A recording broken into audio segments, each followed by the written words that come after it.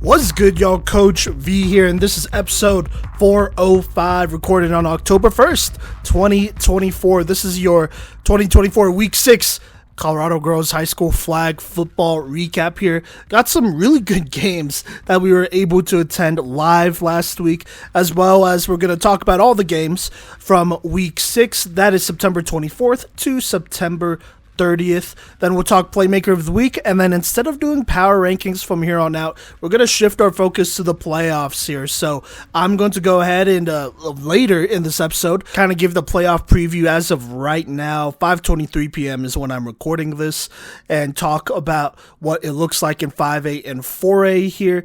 And then I'll talk about some key Week 7 games for teams that are either trying to still make the playoffs, that are just outside, or they're trying to improve their rankings and whatnot for a more favorable matchup. And then Gino will talk about those matchups potentially in the playoffs, which will be a lot of fun there. But without further ado, let's go ahead and hop into this thing. All right, let's go ahead and talk about this thrilling game between 4A TCA versus 5A Valor Christian.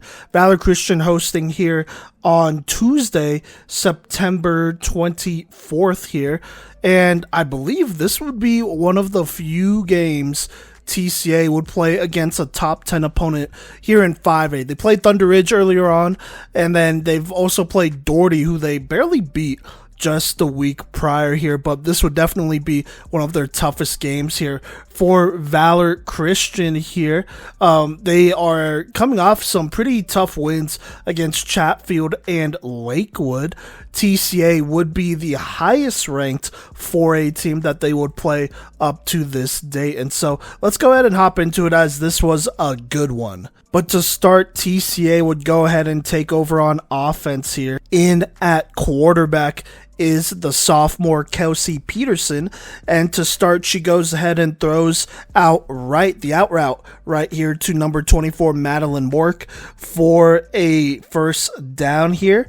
Then she would go ahead and roll out left and find the soft zone here in the curl route to make it another first down, this time past midfield. She would then throw the drag route here to Ryan Ferguson to make it 2nd and 13 on a pretty fast start for TCA. She would then take a deep shot here to the freshman standout Reagan Harder, but it would just be a little overthrown on this one, so that'll set up third down. Then on third down, it would be a quick little power option here, which she would end up pitching a left to number 11 Lillian Growth here. But that would only go for a couple yards, as they would still be short. So now it's 4th and 5, and on 4th and 5, Peterson tries to roll right, and she just kind of throws this one late. It wasn't really there. It was well covered, but this ball would be intercepted by Reese Beezer, the linebacker, the junior for Valor Christian here. And so that would set up Valor with just about a 1st and 20 with 8:45 left in the first quarter as they approach midfield. So here we go. At quarterback is number 29, the junior Faith Prinzo. She would go ahead and throw a quick pass here that would end up going to Alexis Wood for the hook and ladder. That would go for about 4 yards. Then on 2nd and 16 on that play, the pass would be dropped. Then on third down, Valor would go ahead and do a hard count. That would make it a more manageable 3rd and 11. But the TCA pass rush on 3rd and 11 gets to Prinzo as she throws it away. So they go a quick 3 and out. And so TCA, they get the punt here, kind of deep, pinned deep here. It's with 6 minutes 34 seconds left. It's 1st and 7. They do take a shot up the seam, but it's broken up. They then go ahead and throw a quick check down. Peterson throws the check down, that is, to Lillian Growth, who turns it upfield and might have scored if she wasn't just slightly tripped here. Obviously a penalty would be thrown there, so now it's 1st and 11 past midfield after those penalty yards and the big gain. And then on first down here, Peterson, she scrambles right for a short gain, or not a super short gain, but a gain of about 7 yards, setting up 2nd and 4 short of the first down. On 2nd and 4, she runs left on a combined or a designed quarterback run here. She would be marked just down, so it's 3rd and inches, but no worries. She would just go ahead and run a speed option, pitch it right to Lillian Growth, who would go ahead and get the first down to put them in the red zone on the 10-yard line, so 1st and 10. And then on 1st and 10, Kelsey Peterson, she gets a snap. She rolls out right, just evading the rush here, but then she sets and throws a dot to number 42 in the corner of the end zone. I believe that is Brooklyn Blair here, who would make the nice toe tap catch to put TCA up 6-0 with 3:05 left. The PAT would be good on a throw over the middle, so now TCA takes a 7-0 lead. Now Valor, they take over here, but they find themselves in a pretty tough spot here after a couple plays, some incompletions, and then a dropped snap would result in them eventually punting it. So TCA would take over right before the first quarter ends. Now they'd run one more play here. It would basically just be a throwaway, and that would bring us to the second quarter where it's 2nd and 6 for TCA as they approach midfield. And on 2nd and 6 here, Peterson, she gets a snap, she throws it, and it's intercepted. Reese Beezer absolutely just jumping this route, and not only does she intercept it, but she almost takes it to the house here. Fortunately for TCA, she is tracked down on the goal line, so it's like 1st and goal here on like the 10-yard line, I want to say. Prinzo on the carry makes it 2nd down and a couple more. They then go ahead and it's 2nd and 7 is what it is. And on 2nd and 7, Faith Prinzo finds her sister here, or at least I assume so, Savannah Prinzo here, and she would go ahead and walk it in after catching it in the flat. A nice little screenplay here to make it 7-6. The PAT would also be good for Valor Christian, so they tie it up right here, making it 7-7 at the top of the second quarter. Now TCA, they go ahead and take over here, and it starts out pretty alright here. They go ahead and do a sprint out right, and they throw it to number 32 for them. That's Reagan Harder, the standout freshman, for a nice 1st down and 15 here. They will then go ahead and get a 1st down here past midfield, just barely, on a nice hook and ladder play on 3rd and 2. So now it's 1st and 20. But after a couple rushed passes that are incomplete and a dropped pass on 3rd down, on 4th, they would eventually punt. Now, Valor, they would take over with 7:27 left here. They would go ahead and try to run it a couple of times here to Alexis Wood and Savannah Khan, but a very unfortunate drop on 3rd and 2 would make it a situation where they would try to go for it on 4th down, where they would do a hard count, but would end up calling a timeout at 4:51 and would just punt it back. Now TCA, they will get the ball back here, trying to settle in and get something going, but on 3rd and 14, a couple plays in, there would be a very nice sack here by Stella Westcott, the freshman for Valor, to force the 3 and out on 3rd and long. And so Valor, they take over with 2:45 left. It's 1st and 5 as they approach midfield here. They'll get a 1st down on a nice triple option pitch that would end up going to Alexis Wood, who would make it 1st and 19 past midfield, but then they would find themselves in a 3rd and 9 situation after a couple short throws. They would run an RPO here, which initially would be no good. It would be incomplete, but a roughing the passer penalty would kind of bail them out of that, and so now it's 1st and 19 in the red zone here. So there you go there.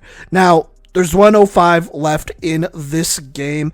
It looks like they would go ahead and call a quick RPO here to Prinzo in the flat, who would get a nice gain, but they would then call flag guarding on her. So now it's 2nd and 24. On 2nd and 24, they go ahead and throw the drag here to Ellie Johnson for a nice gain to make it 3rd and 11. They will then try a double pass here, which is a good play, but it is dropped here, a would-be touchdown. So now it's 4th down with 12 seconds left. Valor calls their last time out, trying to potentially take the lead before half, and they do another double pass here, but this time it would be intercepted by number 44 of TCA, whose name is not listed, or I guess jersey number is not listed on this roster. So maybe it's not number 44, and it's probably, honestly, number 42 here. I guess it's not listed here at all in the box stats. That's very unfortunate. So yeah, anyways, it's intercepted by TCA, so it stays tied here. And so Valor, they take over here in the 3rd quarter, but they go a tough 3 and out after a slant to Alexis Wood would get them really close, but then a couple power options here would be stopped for a loss, and so they would go 3 and out. TCA would take over with the 1st and 5 approaching midfield. But Here's how this drive would go down here. They would go ahead and throw a nice little timing route to number 24, Madeline Work, who would make the catch that was thrown slightly behind her and give them a first down pass midfield of 1st and 15. After a power option left here, that would go for 2 yards, and then a tough pass by Peterson on the post route, which is almost picked but dropped. It brings up 3rd down, and on 3rd down, Peterson goes back to Mork here, gets tight coverage on the curl, and will throw a dot, and it would be a nice catch by Madeline Mork to give them another first down in the red zone. It's 1st and 20. But on 1st down, there would be a drop. On 2nd down, it would be a check down to Lillian Growth, which would go nowhere.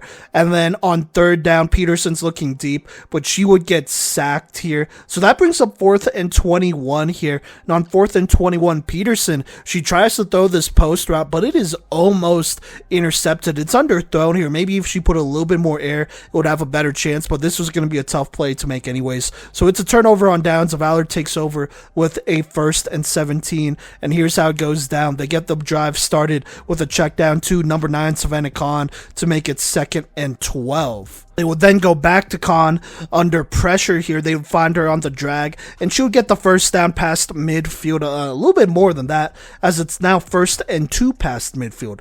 On 1st down, a handoff would go nowhere. On 2nd down, Prinzo goes left, and she would just scramble for the first down. That would put them in the red zone here, making it 1st and 19. And then on 1st and 19, Prinzo drops back, and she finds number 9, Savannah Khan, on what looks like to be a wheel route, but she's wide open, just getting past the corner and in between the safety to go ahead and score on this 19-yard touchdown to give Valor Christian the 13-7 lead at 3:27 left here. A very steady diet of Savannah Khan on this drive to get them back in the lead. Now for TCA, or not get them back in the lead, but give them their first lead of the game here. But for TCA, they are not out of it, but this drive starts pretty rough. After first down here, there would be an illegal contact penalty called on the play on offense. So now it's 1st and 11. On 2nd down, the snap would just kind of be dropped here. So now it's 2nd and 17. On 2nd and 17 here, Peterson would throw to number 3, she would throw it to number 3, I believe, which is the junior for them. That would be Jerica Thompson. Who would go ahead and make it a manageable 3rd and 6. Then on 3rd and 6, Peterson would roll out right here, and she would throw it, but this one would be knocked away by number 12 of Valor Christian, which is Morgan Gunnarsson, who would go ahead and force the 3-and-out, a key 3-and-out for Valor, as they have the chance to go up by 2 scores with 1:01 left here in the 3rd quarter. Now, they're in the 1st and 20, just past midfield. A quick throw to Wood in the flats, that would give them 3, and then a quarterback run would go for a loss. So, at the start of the 4th quarter, it is 3rd and 18, and on 3rd and 18, they would call a double pass here, but the second person passing it definitely runs in front of the line of scrimmage before she passes. So that's a very obvious illegal forward pass penalty. So now it's 4th and 17. They go 3-and-out. They punt it back. And this one's kind of a bad punt here, as Valor would take over, TCA would take over from the Valor punt with the 1st and 15 at 10:30 left here, approaching midfield. But on 1st down here, there would be a very nice sack by Jade Harry to now make it 2nd and long, as TCA is kind of struggling here to get something going. There would then be a penalty before 2nd down here for illegal procedure / shift, so that just adds on to this TCA drive here. So it's 2nd and long here on their own 14. Peterson, she rolls out right here, and she throws it deep, but it's overthrown, so that's incomplete. Then on 3rd down here, before they run a 3rd down play, Valor actually calls a timeout at 8:55 here. And then after the timeout on 3rd down, TCA, they take a shot deep here, but it's kind of a rough collision that'll obviously result in an automatic first down, illegal contact there. It looks like Peterson was trying to go deep. Well, she was trying to go deep, obviously. but the Valor safety kind of came in a little bit too hot here and definitely hit her before the ball get there. And I mean, it's a hit too. Pretty rough here. And so now it's 1st and 16, an automatic 1st and 16 for TCA, which does give them a new set of downs. They're still pretty far here, but it's a new set of downs regardless. So this is kind of a turning point for TCA. So on 1st down here, they go ahead and check it down to number 42. That would be Brooklyn Blair. She would get 5 yards. Then a false start on TCA would now make it 2nd and 16 again. On 2nd down, Peterson, she buys time before going left, and then she checks it down to Ryan Ferguson. That goes for a nice 6-yard gain.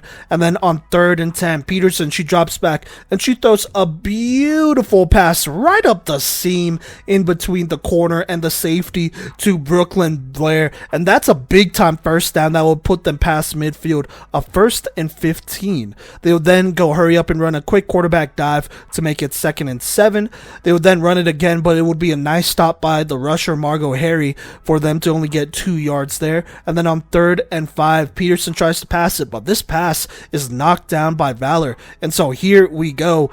TCA, they got to go for it here, and that's what they are doing for their chance to potentially tie this game. And so what happens here is that Peterson, she rolls out right, and she throws it once more to number 42, Brooklyn Blair, who makes a beautiful clutch catch here next to the sideline, and a clutch throw by Peterson to give them a 1st and 10 now in the red zone here.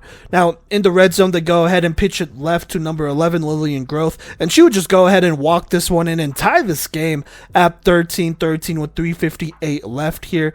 On the PAT, Peterson drops back, and she throws the out route here to number 44 here, which okay. It's not listed here for TCA who number 44 is, which is kind of weird, but I could swear that there was a 44. I'm just going to assume that's Brooklyn Blair, but she goes ahead and she catches it, and that gives them the lead here, 14-13. So Valor, they take over with 3:58 left here. Plenty of time. Honestly, plenty of time to go ahead and march down the field and potentially win this game. They only need a touchdown to win it. And so here we go for Valor. On 1st down, Prinzo finds her sister Prinzo on the bubble route to make it 2nd and 1. Following that, she goes ahead and finds her sister again on the out route for a quick 1st down. So now it's 1st and 14 there. On 1st and 14, Prinzo throws it back to her sister, Savannah Prinzo, who makes a nice toe-tapping catch to make it 2nd and 4. So 3 straight passes here from Faith Prinzo to Savannah Prinzo to get them started. On 2nd and 4, though, Faith Prinzo, she takes a deep shot here to Alexis Wood, but it is just slightly off the mark. It was there, but it would be incomplete. And so on 3rd down, they would go ahead and run a triple option, which would end up in the hands of Alexis Wood, who would go left and give them a key 1st down, a 1st and 14 past midfield, just at the 2-minute warning. So there's 1:56 left. On 1st and 14 here, Prinzo finds Savannah Khan to make it 2nd and 5. She would then throw the corner out after that, but that's pretty well covered, so incomplete there. Then on 3rd down, Prinzo throws a slant here, which is almost picked off, but it is dropped. And so now it's 4th down for Valor. They call their last time out with 1:22 left here, and they need this one. And so here's what happens. Prinzo, with a lot of poise, goes ahead and throws it to number 35. That's Ava Baxter for a big-time reception here to make it 1st and 20 here. Now, TCA, it would be their turn to call a timeout at 1:15 left here. Out of the timeout, it's 1st down for Valor. They throw the post route here. It looks like to number 82, Ellie Johnson, and she comes down with the contested catch. Great defense by TCA, but just even better offense by Valor Christian, as it's now 2nd and 3. And on 2nd and 3 here, Faith Prinzo goes ahead and throws it into the flat to her sister, Savannah Prinzo, who gets a couple nice blocks here. Well, not really blocks, but a little screenplay here to get them in the end zone and make it 19-14 as Valor retakes the lead here with 1:07 left. They'll then go ahead and attempt a double pass here, which will be thrown, and although it would be initially knocked down by TCA, Valor's number 20 for them. That would be Sophia Abar, I want to say, would actually catch this pass right behind the TCA defender, as it would be good, and they would take the 20-14 lead. And so TCA, they're not out of it. They have a minute 07 left, but they got to hustle here. They got to score to tie this game, and if they get the PAT, then they could potentially win it. And so with 107 left on first down, Peterson, she throws it. It is almost intercepted, but this pick would be dropped. And then on second down here, Peterson drops back, but she would get sacked by a number of Valor players, so now it's 3rd and 10 here. TCA calls a timeout at 57 seconds left. Now, out of the timeout, 3rd and 10 here, Kelsey Peterson goes ahead and makes a nice pass over the middle to Brooklyn Blair, who brings it in for a first down, but an illegal contact penalty on Valor would also make it 1st and 5, approaching midfield with 49 seconds left. Now, this time on 1st and 5, there's no rushers, so Kelsey Peterson, she has time, she sets, she throws, but it is almost picked off again by Sadie Lee, just barely dropped here. Just not enough power on this one. So now it's 2nd down here, and Peterson, she throws it to an open player deep. It is number 44 here. I want to say it's Brooklyn Blair, but it's not listed here.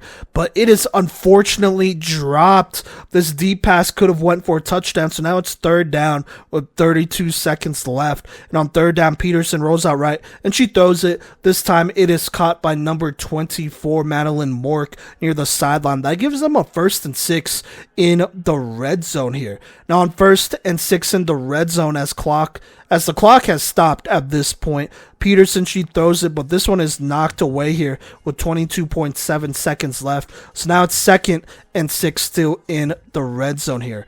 On 2nd down here, Peterson drops back, but she is sacked by Margot Harry. A huge sack by Valor Christian at 3rd down here, forcing a 3rd and 10 here. And so TCA is forced to call another timeout at 19 seconds left. Now on 3rd down here, Peterson drops back, and it's another nice rush here by Margot Harry. But instead of getting the sack, Peterson does get it away here and throws it away. So now it's 4th down here. 4th down, not in the red zone, but they are just past midfield here. They got to get this one, though, to keep this drive alive. And so here's what happens. Peterson drops back, and she throws it right up the middle here to number 44. And that's a huge first down to give them a 1st and 7 in the red zone with 7.8 seconds left. Another clutch throw by Kelsey Peterson. And then following this play, 7.8 seconds left, Peterson gets the snap. She shuffles left here just a little bit to buy some time before throwing a perfect corner route here, which was caught by number 44 on the diving catch to tie this game at 20-20 here. On the PAT, they will try to throw it in the flat, but it will be knocked away by Valor to preserve this game. And so it is tied at 20-20. There's 2.4 seconds left for Valor. They run a play, but it goes nowhere. And so here we go. We are going to overtime. A clutch play made by Kelsey Peterson late in the game to get them going. And so let's go ahead and go into overtime number 1. It is college rules, so each team will get a chance to start with the ball. Valor starts with the 1st and 10, and here's what happens. Faith Prinzo throws the drag route to Alexis Wood, who almost scores on this one, but is just slightly short of the end zone. So it's 2nd and 1 here. On 2nd down, Prinzo throws it quickly to Khan, but she is stopped here pretty quickly. So it's still 3rd and 1. But on 3rd and 1 here, Prinzo gets a snap, and then she pitches it left to Savannah Khan, and she walks it in to give Valor Christian the 26-20 lead here. On the key PAT here, Prinzo gets a snap. She's looking. She eventually finds a receiver in the back of the end zone. That would be number 14. Anna Shootin, I want to say, or Scoutin, I want to say. But she makes a leaping catch and gets both toes down on this PAT to now make it 27-20. So all the pressure is now on TCA, who not only need to score, but they got to get the PAT to force another overtime here. And if they don't, then Valor Christian leads. So here we go. 1st down for TCA. Peterson immediately is under pressure. She's rolling right. She throws it, but this pass is jumped by number 22. That is Sadie Lee here, who gets the interception over the diving TCA receiver and runs this one out as Valor Christian wins an absolute thriller over TCA in overtime, 27-20. A great defensive effort by Valor at the end on that goal line stand to win them this game. So there you go there. Now let's go ahead and talk about some stats here. Let's talk about Valor Christian first. Faith Prinzo, 22 of 29, 240 yards, 3 touchdowns. She had a very good game, kept her composure, kept them right in it there. Savannah Khan also had a rushing touchdown that won in overtime that would end up winning them that game. She would also have 5 receptions for 57 yards and a touchdown. Savannah Prinzo, though, would be their leading receiver, 6 receptions for 66 yards and 2 touchdowns. Alexis Wood, third here in receiving, 4 for 40. On defense, Reese Beezer and Sadie Lee each led with 10 tackles. Margot Harry with 4 sacks here. Jade Harry with 1. Stella Westcott with 1. And then Reese Beezer had 2 picks, including that big-time pick 6. And then, would be pick 6, but she was stopped short. It would set up a score still regardless. And then Sadie Lee would get that game-winning interception for Valor Christian. So there you go there. Let me talk about Valor and some takeaways here. This was a tough game against a talented TCA team that wouldn't go away, but I thought they did a very good job just closing this one out. They've played in some close games against some good teams here, and so I think that's really going to pay off in the long run here. The Faith Prinzo to Savannah Prinzo connection was popping off all night long. That was very obvious in this game here. Alexis Wood made some great plays. Savannah Khan was very active here, but defensively they played well. Reese Beezer and Sadie Lee and Margot Harry, just to name a couple players, really stood out to me, and I don't know if they win this game without the efforts of all those players as well. So kudos to Valor Christian. They played a great game. Now for TCA, I thought they also played a pretty solid game. They're a 4A team playing up to a 5A team that has been around for a whole year longer than they have. Plus they played in Summer League, and I thought TCA did all right. Now, some stats here. Kelsey Peterson, 25 of 46, 279 yards, 2 touchdowns, 3 picks here, though. Lillian Groth with 5 carries for 30 yards and a touchdown. The lead receiver was Brooklyn Blair, 7 receptions, 68 yards and a touchdown. And then Brindley Measy, the freshman, who had 5 receptions for 63 yards and a touchdown. Madeline Bork right behind them with 4 for 59, and Ryan Ferguson with 7 for 51. On defense here, Kate Osborne had a good game with 12 flag pulls there. No sacks by TCA or picks, which is kind of tough there if you are them. And then Reagan Harder, just a very quiet night here. 1 reception for 13 yards, but defensively she was a lot more active there, covering Alexis Wood, who, I thought she did a pretty good job. Held her to only 4 receptions for 40 yards, and I think you can't complain about that if you're TCA. And this TCA team, they're still pretty young here. Peterson's a sophomore. You obviously have Brooklyn Blair and Ridley Measy, who are sophomores and freshmen respectively. Madeline Bork made some big tough plays here. She's a sophomore. Ryan Ferguson, she's a sophomore here. Lauren Pentuza, the rusher, is a freshman. They got some young players, and they stepped up and they forced overtime. That last drive was electric for them there. That corner route that they threw, and then just the countless big time throws that Peterson made to extend this drive and game would end up being big time for them, and I think that's going to pay off. Like I said, this is definitely their toughest opponent here. I don't know, or at least their toughest 5A opponent that they've played. I don't know if they're going to face a 4A opponent like this. I would say Mountain View is kind of similar. They're not as tall, but they got some good athletes who are very physical as well. So I think this is a good game to kind of see where they lie. And even then, they almost won this game, but they're just a young team. I think they're going to continue to get better. I would obviously not panic at all here. They gave Valor Christian a good game here.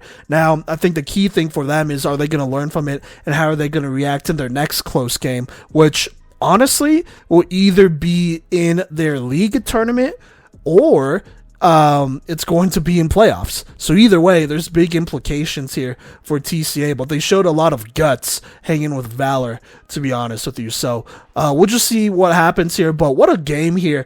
Valor Christian wins this one in overtime, 27-20 over TCA. All right, a quick addition here before we talk about this Heritage and Douglas County game. So throughout this recap, I do refer to a number 4 for Heritage who is not listed here, but that is actually the sophomore standout receiver for them, number 31, Claire Wojciechowski, I think is how you say that. Excuse me if I'm still saying that wrong, but she was the one making all those big time plays for Heritage there. Just wanted to make a post recap edit here so that you know for this upcoming recap. So here we go. All right, now the next game we're going to talk about literally happened the day after, September 25th, Wednesday here. It was a doozy, another good one back to back here. Douglas County hosting Heritage in this one. Douglas County, I believe, just entered our top 10. Heritage just outside here, so a pretty big game for both teams as far as rankings go and playoff positioning goes. So let's go ahead and hop into this game, which ended up being really good. Starting in the first quarter, Heritage would start with it, but a nice sack by Eolani De Leon, the senior, number 19 for Douglas County, would put this drive in jeopardy right away, followed by a drop. This drive would basically be over on third down. Abby Nichols, the Heritage quarterback, would scramble for a bit, but obviously stopped very short of the first down. So they're forced to punt after that one. They're going 3 and out. Now Douglas County, they take over 10:23 left. About a 1st and 23 to go ahead and do a hook and ladder here, which ends up going back to their quarterback, I believe, Jillian Cabral, the junior, for them, and that would go for about 5 yards. Cabral would then throw to number 0, Riley Covert, the sophomore for them, who would go ahead and get 11 on that one, making it 3rd and 4. Following that, Cabral would go ahead and throw the out route here to number 44, Nevaeh Goebel, the senior, to give them a first down here in the red zone, in fact. So there you go there. Then on first down in the red zone, Cabral drops back, and she drops this one in the bucket, a dot, back to number 44, Nevaeh Goebel, to give them the touchdown here. A long throw down the right sideline to make it 6-0. On the PAT, Cabral, she pumps here before throwing to a wide open receiver in the back of the end zone to give them the PAT, making it 7-0. A nice drive, and I guess a nice first quarter in general by Douglas County to get started here. Now Heritage, they're trying to get something going on first down. It's incomplete. On second down here, they throw it, and there's a little contact, but it's not called, so that brings up 3rd down here. And on 3rd down, after the incompletion, they go ahead and throw an out route here to number 4 for them, whose name I cannot find, so I probably got the wrong person there, but I think it might have been Alina Sheenaberry. Either way, she gets the first down. Following that, they hand it off to Alina Sheenaberry, the junior here, who gets a couple here, making it 2nd and 14. Then Abby Nichols, the quarterback, she scrambles right for about 7, and then on 3rd and 7, Nichols checks it down here. The check down makes a move and gets some nice yards after the catch, making it 4th and inches. They are going to obviously go for it here, and on this play, no, I did not get it wrong here. Nichols throws the slant to number 4. I guess I just don't have who it is. It's not listed on the roster, but she gets a key first down past midfield, making it 1st and 19. But on first down here, Nichols gets sacked here, so now it's 2nd and 23. Following that, Nichols checks it down to number 4 here, who only gets like 3 yards here. Then on 3rd down, Nichols goes deep here to number 4, who finds the ball here and catches it and makes it a 1st and 8 after a penalty here. That would put them in the red zone. On 1st down, though, it would be an unfortunate drop. On 2nd down, Nichols would throw the quick out route here to number 25, I believe. That's Caroline Belair, to make it 3rd and 4. And then on 3rd and 4 here, Nichols, she throws it, but this one is deflected by Emma McKinney. So that brings up 4th and 4 for Heritage in the red zone. And that would be the end of the first quarter. So at the top of the second quarter, 4th and 4 here for Heritage. Here's what happens. Nichols gets a snap. She evades a sack, and then she tries to throw it to the back of the end zone, but it is off the mark. So that's a turnover on downs as Douglas County has the lead here, 7-0. Now they go ahead and take over. Here is what happens. They would end up going 3 and out after a tough and illegal block penalty would be thrown on them, as well as some inaccurate pitches that lose them some yards here. And then on third down, there would be a nice deflection by number 6 of Heritage, that's Sophia Pratt, to force a 3 and out. So Heritage would take over with the 1st and 9 just past midfield, 9:53 left here. First down, it would be an option kept by Nichols to go ahead and make it 2nd and 5. She would then check it down to number 55 of her team, Alexa Robinson, to give them the first down in the red zone. Following that, Nichols, avoiding the pressure, would check it down pretty quickly here to number 3, Alina Shinaberry, who would slip a couple tackles left and would almost score here, but the ball would kind of slip out of her hands as she reached out. So she would be stopped on the 1 for Heritage, but they would end up cashing in here as Nichols would get the snap and just scramble right to make it 7-6. Now on the PAT, Arloni De Leon would get another clutch sack here to stop the PAT and preserve the Douglas County lead. And so here we go, Douglas County, they take over with 7:24 left here. An option right here makes it 2nd and 3. Following that, they hand it off to number 20 for them, Kenzie Jones, the sophomore, for a nice first down, but a flag guarding penalty would bring that back, so now it's 2nd and 10. On 2nd down, there would be a nice pass deflection by number 6 of Heritage. That would be Sophia Pratt. So that brings up 3rd. And then on 3rd down, Jillian Cabral gets a snap. She takes off right down the sideline, looking to reach out for the first down, but then she gets more here, and then she accelerates all the way to the house for Douglas County to give them the 13-6 lead. Heritage, though, they would knock away the PAT, so it stays at 13-6. Heritage takes over with about 5:39 left. A lot of time left in this game here to potentially get a score and close this lead. But on first down here, Abby Nichols takes a shot here to her number 1 receiver, Avalon Lux Offerman, but she would be held, so that's a penalty. That's 1st and 15 now, approaching midfield. Following that, Nichols would then check it down here for a nice 5-yard gain. She would then check it down again to Shinaberry for another 5-yard gain. And then on 3rd and 5 here, it looks like it's a little bit of a miscommunication, but Nichols tries to throw this one anticipating it, but the receiver does not run the right route here. So it's definitely miscommunication on somebody, but that brings up a 4th and 5 here. They decide to go for it, but before they do, Heritage calls a timeout at 3:16.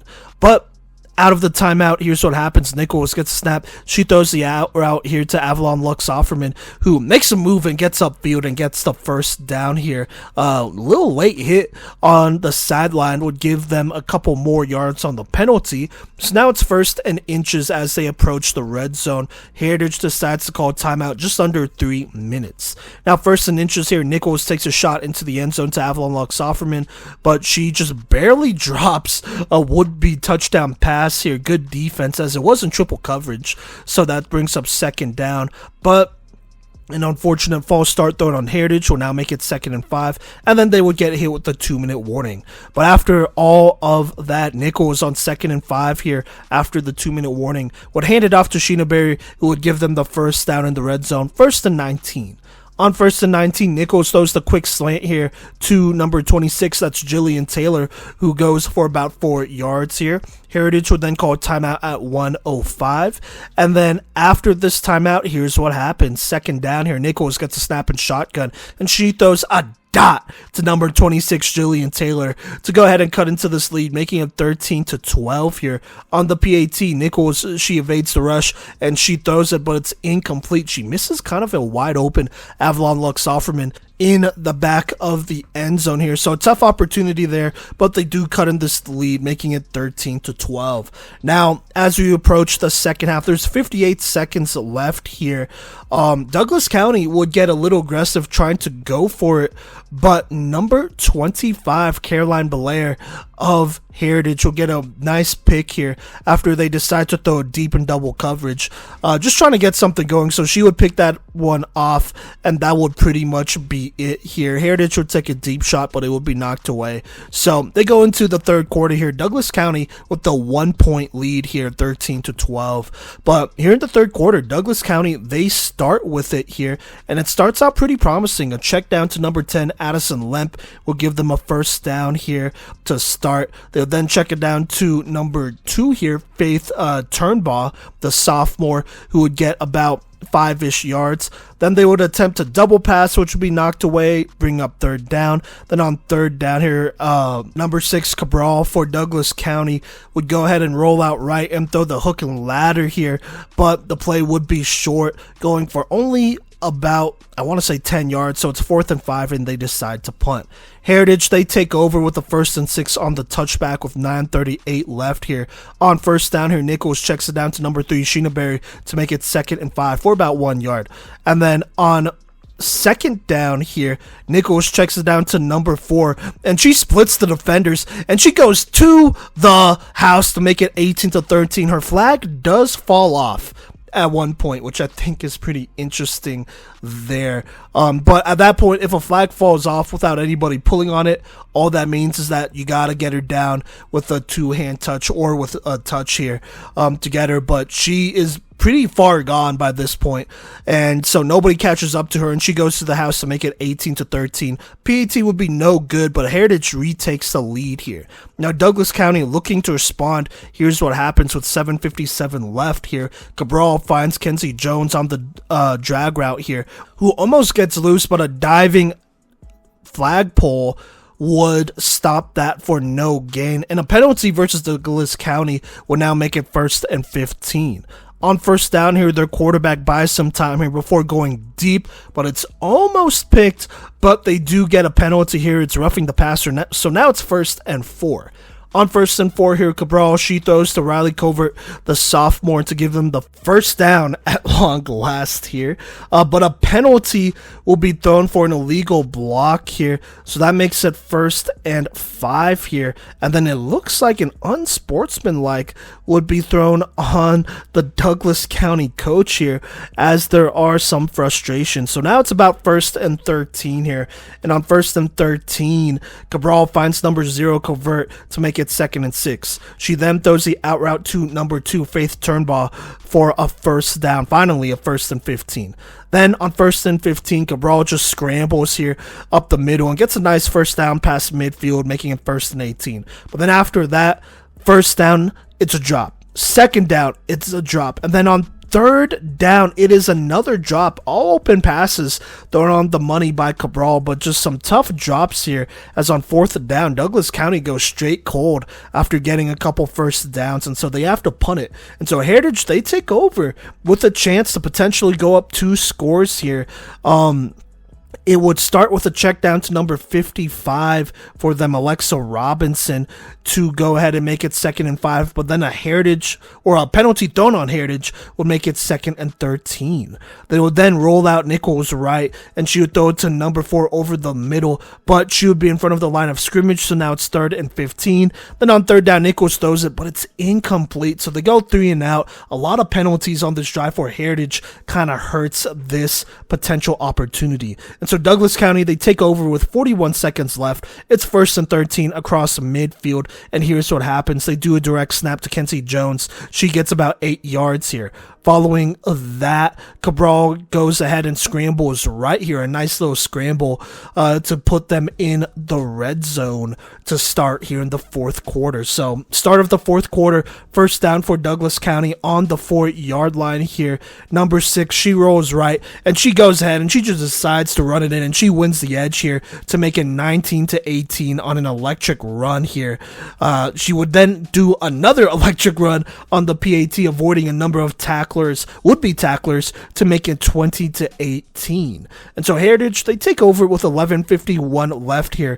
A lot of time, and so here's what happens. They do a couple of handoffs here, one to Sheena Berry, making it 2nd and 1, and then they would roll Nichols out right here, and they would find number 4 for the 1st and 10. Nichols would then go back to 4 to make it 1st and 17 past midfield. She would then throw a slant to Avalon Luxofferman, who would go ahead and make it 2nd and 11.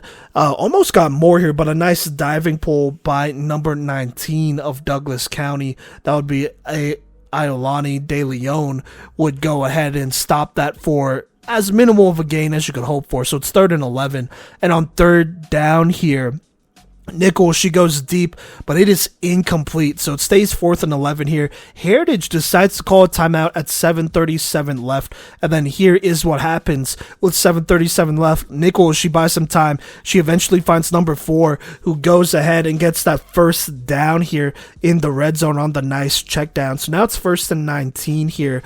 Nichols, she checks it down to Sheena Berry. She slips a tackle, and she gets into the end zone to retake the lead for Heritage at 24-20. PAT would be knocked away here as Douglas County takes over, finding themselves in a shootout at home. 6:36 left in this game here, and here's how it goes down. Cabral checks it down to Kenzie Jones. She makes it 2nd and 3. She then throws a slant here to Riley Covert to give them the 1st down and more to make it 1st and 4 approaching midfield.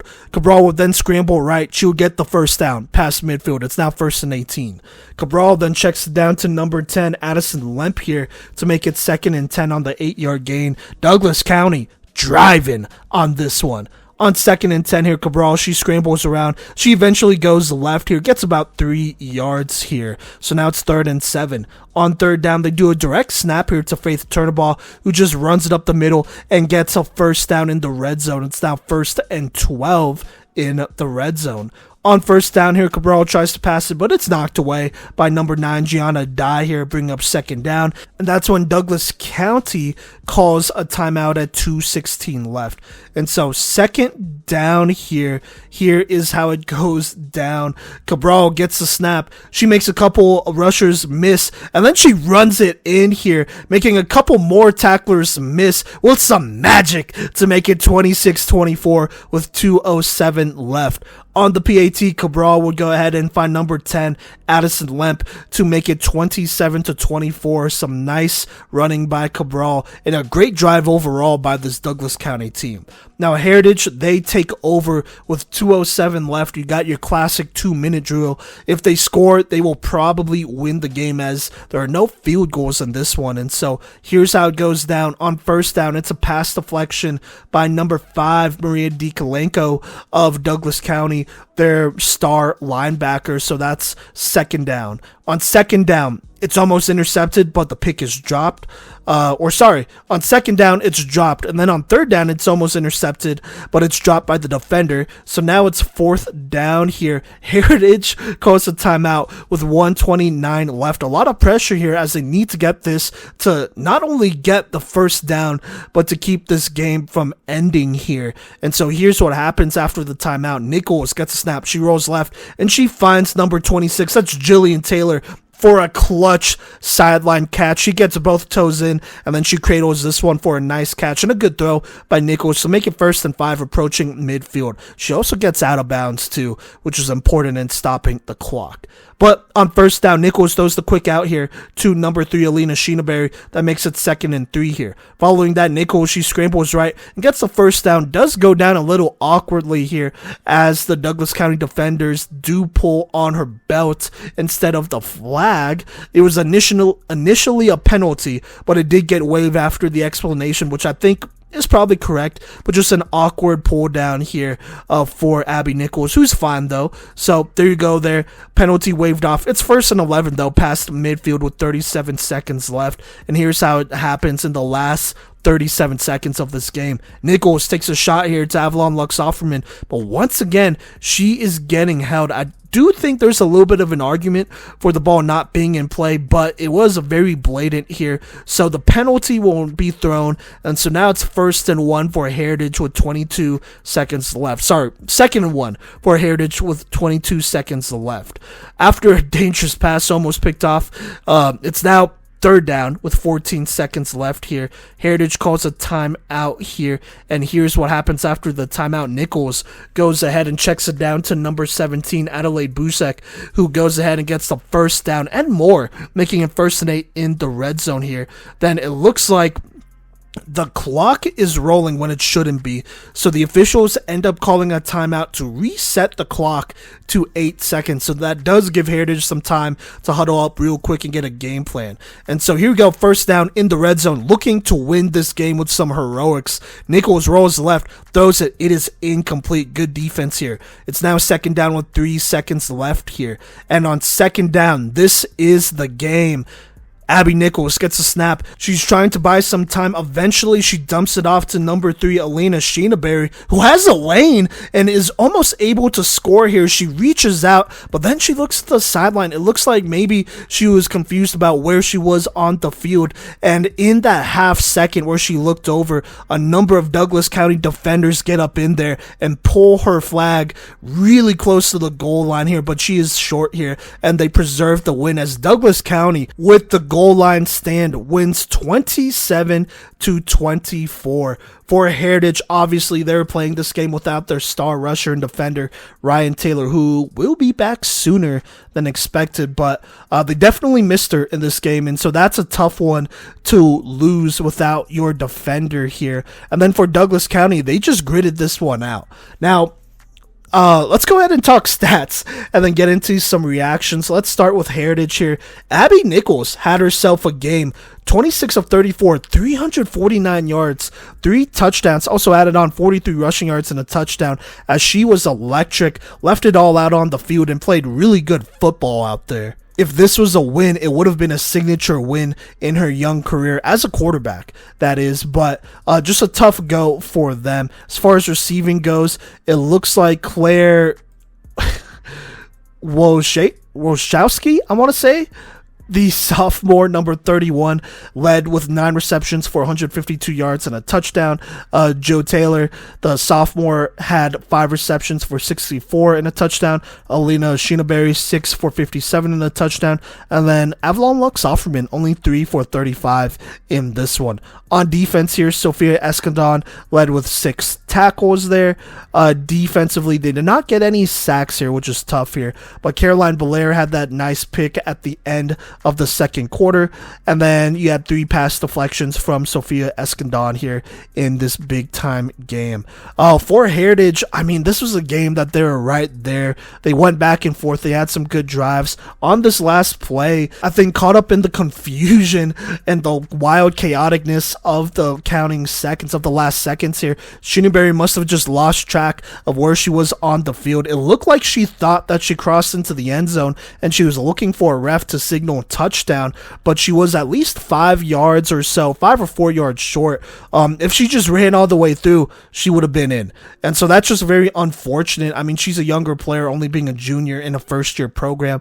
Those are things that you'll eventually learn here, and it's tough. I mean, you know, in the confusion and it all, you're trying to get open for your quarterback, so she has a dump-off option. You don't want her to take the sack.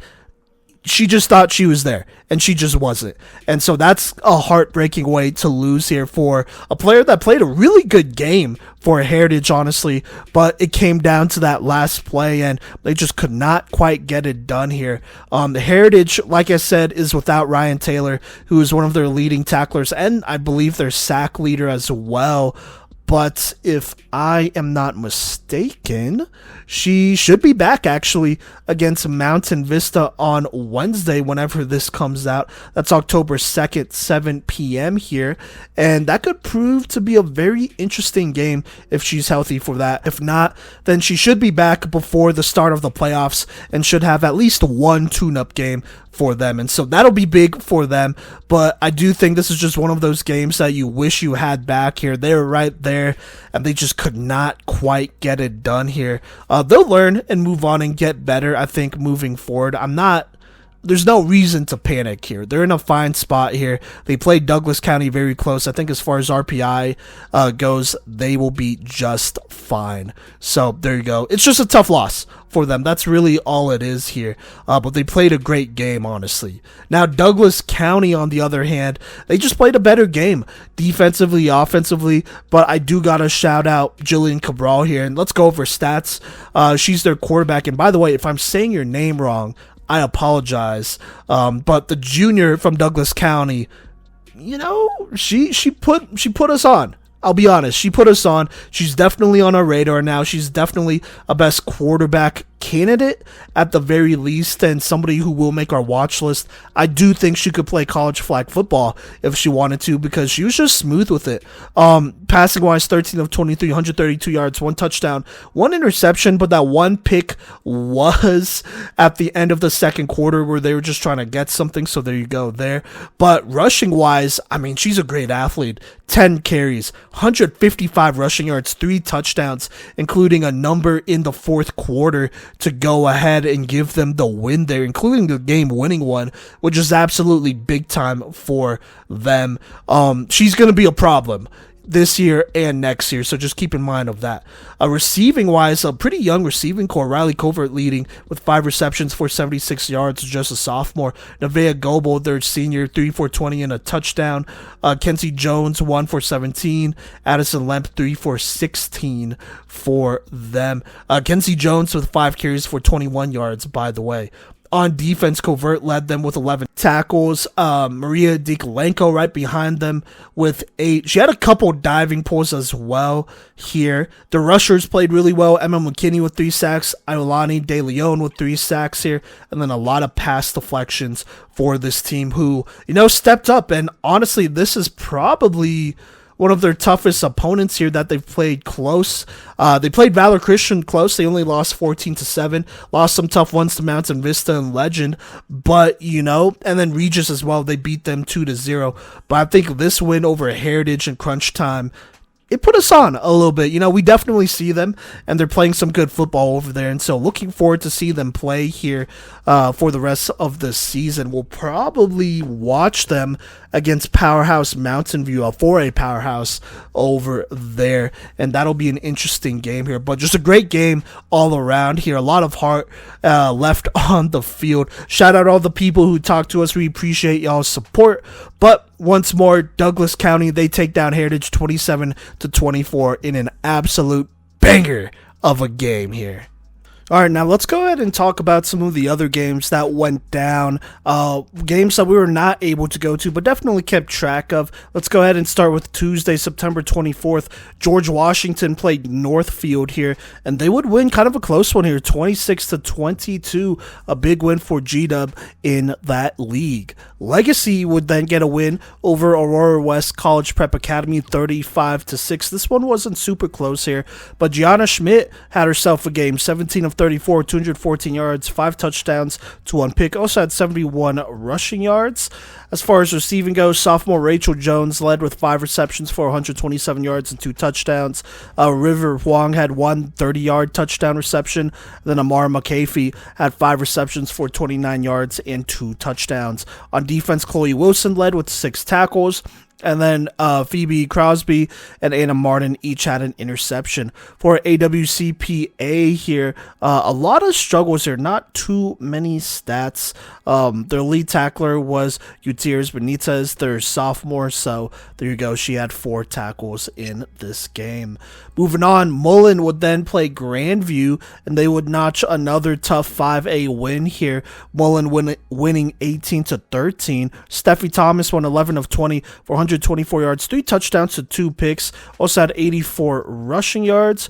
Receiving wise, Keaton Aaron Gua Egbert here led with 5 receptions for 51 and a touchdown.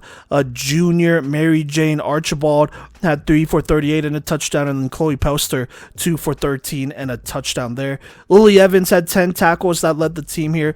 Junzi Jones had 2 sacks. Sarah Garner with another sack. Lily Evans with an interception in this one as well. For Grandview here, Brooke Sullivan 20 of 35, 130 yards, 1 pick here. Also had 61 rushing yards. As far as receiving goes, their lead receiver, Tiara Goodgain, the senior, had 10 receptions for 76 yards here. Goodgain also co-led in tackles on defense with 6 along with Amy Pham. And then Brooke Sullivan, 3 interceptions in this game. But unfortunately, just not enough to beat Mullen here as they drop a close one to them. Now, moving on to Wednesday, September 25th, we have a whole bunch of games per usual here, so let's go ahead and hop into it. We had Arvada West. They would go ahead and play Lakewood, and this one was not super close. Arvada West shuts them out 55-0. Sailor Swanson, 16 of 20, 212 yards and 5 touchdowns. Also add on another 39 rushing yards there. Emerson Drake got some playing time. She went 6 of 7 for 53 yards and a touchdown. As far as receiving goes, Molly Shellpepper with the day. 6 receptions, 125 yards and 3 touchdowns. Sarah Walker right behind her with 3 for 44 and a touchdown. And then Alexis Mays here, 4 for 25 and 2 touchdowns in this game. On defense, Emma Verdugo, the senior, led with 5 tackles. Katie Hufford had a sack. Harper Tillman with another interception. And then Emerson Drake, the other freshman, with 2 interceptions for them. For Lakewood here, speaking of freshmen, Caroline Bain had an alright game here. Went 8 of 22 at quarterback, 87 yards, 1 pick. Milana Wiles went 9 of 15 for 127 yards and 2 picks in this one. Their lead receiver was Caroline Bain once more, 7 receptions, 102 yards, followed by Aaliyah Perea with 7 for 63. Defensively, Bain led with 5 tackles, and yeah, that's about it here. Arvada West taking care of business against Lakewood. Highlands Ranch will then take care of business against Ponderosa here. Ponderosa here winning 18-6. The senior quarterback for them, that would be Catherine Apotheker. I believe that's how you say it. Went 11 of 16 at quarterback, 77 yards, 2 touchdowns, 2 picks. Addison McLeod playing some great football here. The junior with 190 rushing yards and a touchdown. Mia Romero and Sophia Whitwer each had a touchdown, 2 touchdowns altogether. And then Razan Alberardi, I want to say, had 8 tackles. Addison Jensen with 3 sacks. Tatum Bicosius had 2 interceptions in this game here as Highlands Ranch beats Ponderosa. Manual would then beat Thomas Jefferson 15-0, shutting them out here. Zanaya Hall 10 of 14 for 64 yards as their lead lead passer here. She also had 79 rushing yards as their lead rusher. And then it was Deja Fox with 6 receptions for 55 and a touchdown. Tackle-wise, Zanaya Hall led with 8 tackles. She also had a sack in this game. Deja Fox with 2 interceptions. Kaylee Walker with an interception as they go ahead and take care of TJ 15-0. Mountain View would then play Aurora Central, and they would take care of business, scoring 25 in the first quarter here. They won 51-6 here. Mason Premer, 18 of 23, 207 yards, 6 touchdowns to only 1 pick. Kendall Finley also threw a touchdown in this game. Premer with another 65 yards rushing as their lead rusher. Jessica Hopkins led with 6 receptions for 83 yards and 4 touchdowns in a good game. Kendall Finley with 3 for 55 and 2. On defense here, Maya Artis led with 7 tackles. She also had an interception in this game. Kendall Finley and Caitlin Little also had a pick in this game as well as they take care of business against Aurora Central. Horizon would do the same against Gateway, winning 32-0 here. Shea Padilla with 3 carries for 73 yards and 2 touchdowns here. Henley Holly and Madison Velota each had a receiving touchdown in this game as they take care of Gateway. Rangeview would then play Bruce Randolph, and this would be a close one. Rangeview, though, winning 26-20 over Bruce Randolph in a pretty close game there. Moving on to more games here from Wednesday, a lot more games here from Wednesday. We have North Glen playing Thornton, and North Glen beats them, winning 31-8 here. Sydney Reese, 14 of 29, not super efficient, but still went 4 touchdowns to 3 interceptions here. In a blowout, that is. Fujinami had 2 touchdowns, 4 receptions for 86 yards and 2 touchdowns. Evelyn Hymas, 5 for 57 and a touchdown, followed by Cooper Trinkle with 5 for 65 and a touchdown. On defense for North Glen, Martinez Tiscarino, the freshman, led with 7 tackles. Fujinami had a sack. Sarah Zavina had a sack. Fujinami had 2 picks, and then Evelyn Hymas and Leah Hymas each had an interception in this game.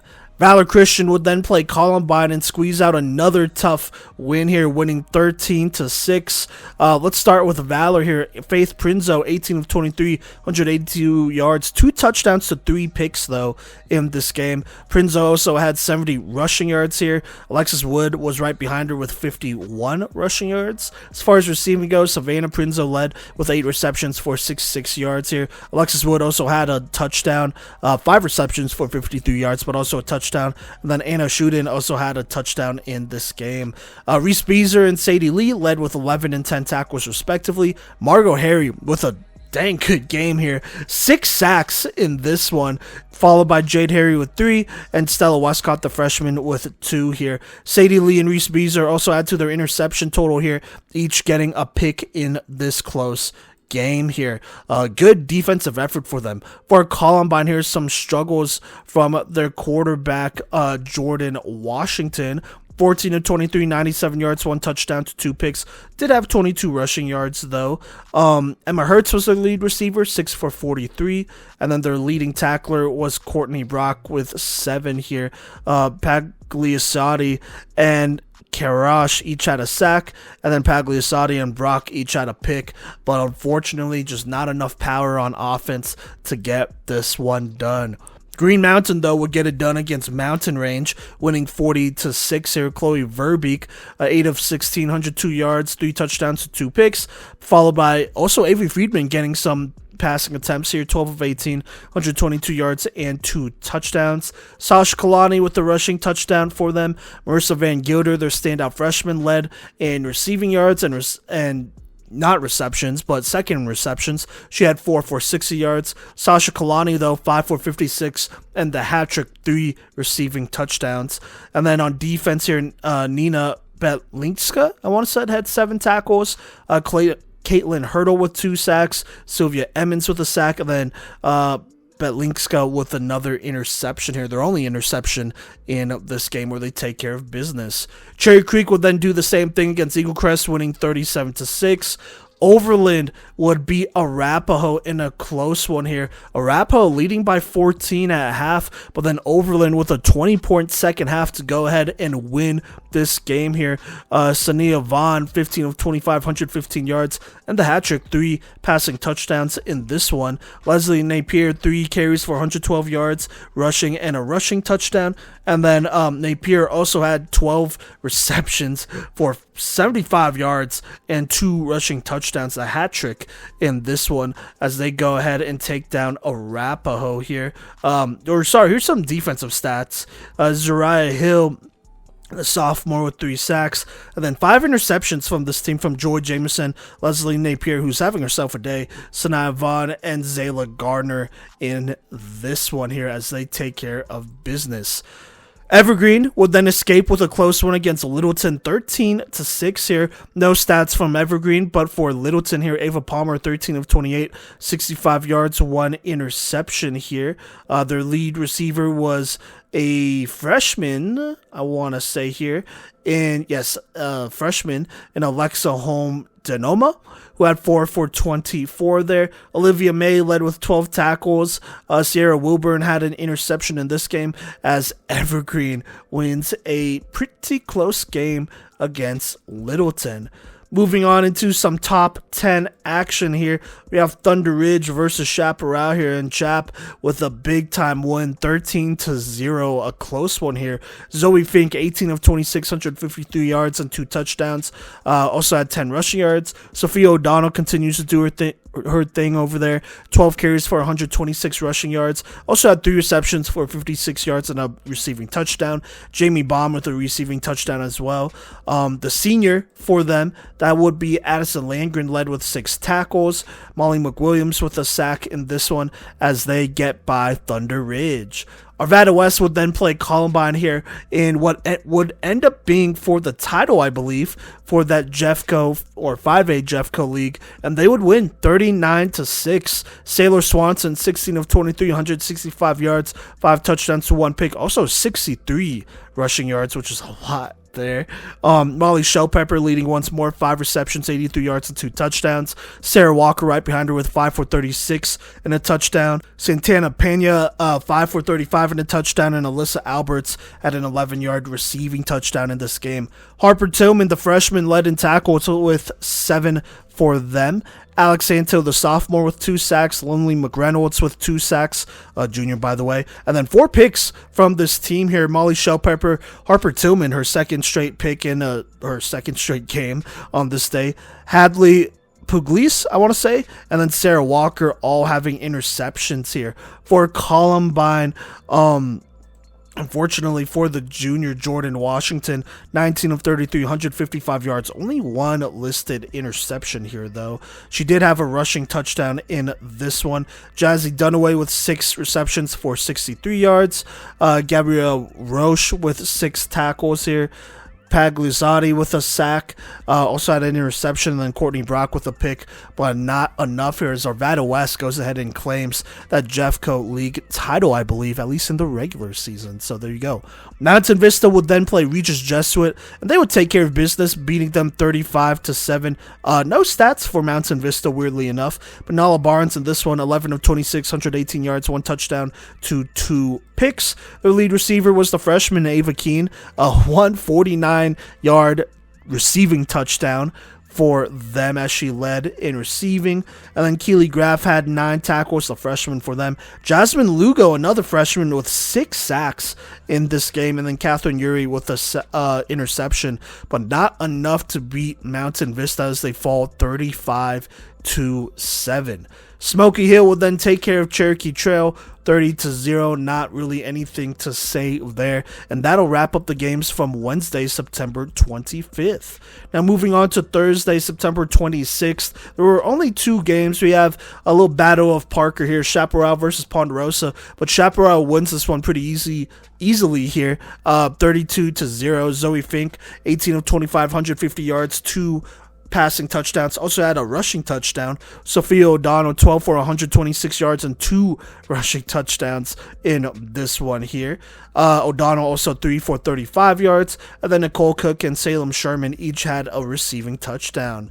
On defense for them, it would be Addison Landgren, who led with 6 tackles. The senior for them, that would be Jaden Greenstreet, had a sack, and then Landgren with an interception as they take care of Ponderosa and shut them out 32-0. Denver East would play Lincoln in a close one, but Lincoln would win this one 12-6 in a very close affair. Moving on to Friday here, only 4 games on Friday, September 27th here, but we have Regis Jesuit versus Mullen, the battle of 2 private schools here, and Regis wins 22-7, a big one for them. At quarterback, though, was Delaney Sitzman, the junior. She won 26 of 33, 233 yards, 2 touchdowns, and 1 pick, playing well. Also 16 rushing yards for them. Ava Keene, the freshman, 77 yards and a receiving touchdown. Catherine Uri, 6 for 67 and a receiving touchdown. Paige Calms, I want to say, 5 for 42. Those are their top 3 receivers. On defense here, Jasmine Lugo, the freshman, with 6 tackles. Ariel Sandoval Reed, had 6 tackles. Lugo with another 5-sack game, just playing great here. Keely Graff, another freshman, with a sack here. Nala Barnes on defense, though, 2 interceptions. And then the senior Hummertsheim, I want to say, also had a big-time interception in this game here. So it looks like a little bit of a quarterback change for Regis Jesuit as they go with Delaney Sitzman, and she has a pretty good game against Mullen, who is a talented team. Moving on here, we got Evergreen versus Highlands Ranch, and Evergreen wins a close one here, 26-19. Addison McEvers, the senior, 16 of 27, 178 passing yards. She also had 13 carries for 82 yards and 3 rushing touchdowns. Nuala, I want to say, Hart, the senior, had 8 carries for 102 yards and a rushing touchdown. Their lead receiver was Ellie Bunning, the sophomore, who had 3 for 63. On defense here, Haley Hastings, the sophomore, led with 10 tackles. Lila Willoughby had 2 sacks for them. And then Neva Merching had an interception. For Highlands Ranch, who lost this close one, Catherine Apotheker went 16 of 25, 117 yards, 1 touchdown, 1 pick. Also had a rushing touchdown there. Addison McLeod with another great performance, 137 rushing yards and a touchdown for Highlands Ranch. Sophia Whitwer had 7 for 46 and a touchdown, followed by Isabella Holly with 3 for 37. Tatum Biko. Oh my gosh, I just had it. Tatum Bicosius, I want to say, had 6 tackles that led for them, but not enough as Evergreen wins a close one. 26-19 over Highlands Ranch. Arapahoe gets back in the winning column here, and they beat Cherokee Trail 35-7. Ponderosa takes down Mountain Range and wins 18-12 for them. Danica King with 74 rushing yards. Mackenzie King with 47 rushing yards for them. Cameron Smith had 2 receiving touchdowns, and Danica King had a receiving touchdown. On defense, Addison Spain and Pacey Thompson both led with 5 tackles each. Thompson and Spain each having a sack, and then Thompson having an interception, Cameron Smith with a pick, and then the sophomore ranking with a pick, as they win a close one, 18-12 over Mountain Range. And so that'll do for the Friday games. Let's go ahead and get to Saturday. We had a number of games here. We're not able to make a Saturday game, so a couple more that we got to talk about here from September 28th here. But let's go ahead and get started with Horizon versus Pomona here. And Horizon wins 19-6. Pomona would score in the first, but Horizon would take over after that. Sophia DeAnnie, the sophomore, 10 of 12, 98 yards and a passing touchdown. Shea Padilla with 9 carries, 83 rushing yards and 2 rushing touchdowns. Their lead receiver for Horizon was Olivia Fladung with 4 for 37. On defense, though, Gutierrez and Anna Gomez each had 5 tackles. Anna Gomez also having 3 sacks. Addison French and Grace Garland adding with a sack each to that total. And then Genia Harris with 3 interceptions for the sophomore, and Gomez with another interception, as Horizon takes care of Pomona in kind of a big game here, 19-6. Heritage would play Columbine in this close one here, and Heritage would win 20-14 in a game where Abby Nichols was not able to play. Don't worry, she's healthy. She just had something else going on here. But the senior Avalon Lux Offerman filled in, and she went 18 of 30 for 167 yards, 2 touchdowns to 2 picks, but also had 7 carries for 35 yards and a rushing touchdown here. Their lead receiver, in the absence of Avalon Lux Offerman, who was playing quarterback, was Jillian Taylor, who had 7 receptions for 85 yards and a touchdown, followed by Alina Sheenaberry with 6 for 30 yards. On defense here, Mayra Owens had 7 tackles here, who also had 2 sacks, and then Zona Welling with 2 sacks, and then Lux Offerman had an interception here. For Columbine, Courtney Brock got the majority of the passing snaps here in place of Jordan Washington. Went 14 of 28, 78 yards and an interception here. Also had 85 rushing yards and a rushing touchdown. Carly Dexter with 12 12 carries for 67 yards and a rushing touchdown here. And then on defense, Karash and Paglisotti each had a pick. Chloe Johnson with a pick. Johnson also having a sack, and then Stella Paxson having a sack, but not enough as the short-handed Heritage Eagles beats Columbine 20-14 in kind of a big deal game here. Grandview would then play Arapahoe, and Grandview would take care of them 37-13. Brooke Sullivan, 17 of 25 for 152 yards and 2 touchdowns. Only 1 interception here. Also had 42 rushing yards for a touchdown there. Kenzie Dodd with 77 rushing yards and a touchdown.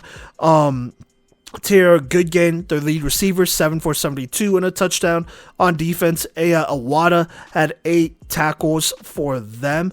Raina Caldwell here, the senior, had 5 sacks, and then Schwalbauer, the freshman, had an interception as Grandview dominates Arapahoe 37-13. Littleton will then play Bear Creek and get a big win here, 25-7 here. Ava Palmer, 14 of 31, 199 yards, 2 touchdowns, 3 picks. Her lead receiver was Olivia May, the freshman, 3 for 99 and 2 touchdowns here. May also 11 tackles in this game. Ren Freeman, the freshman, had a sack, and then Olivia May, another 2 interceptions, as she had a pretty good week this week as they beat Bear Creek. Cherry Creek would then play Cherokee Trail and blow them out 41-6 there. Littleton would then play Arvada and keep it rolling and beat them 26-6.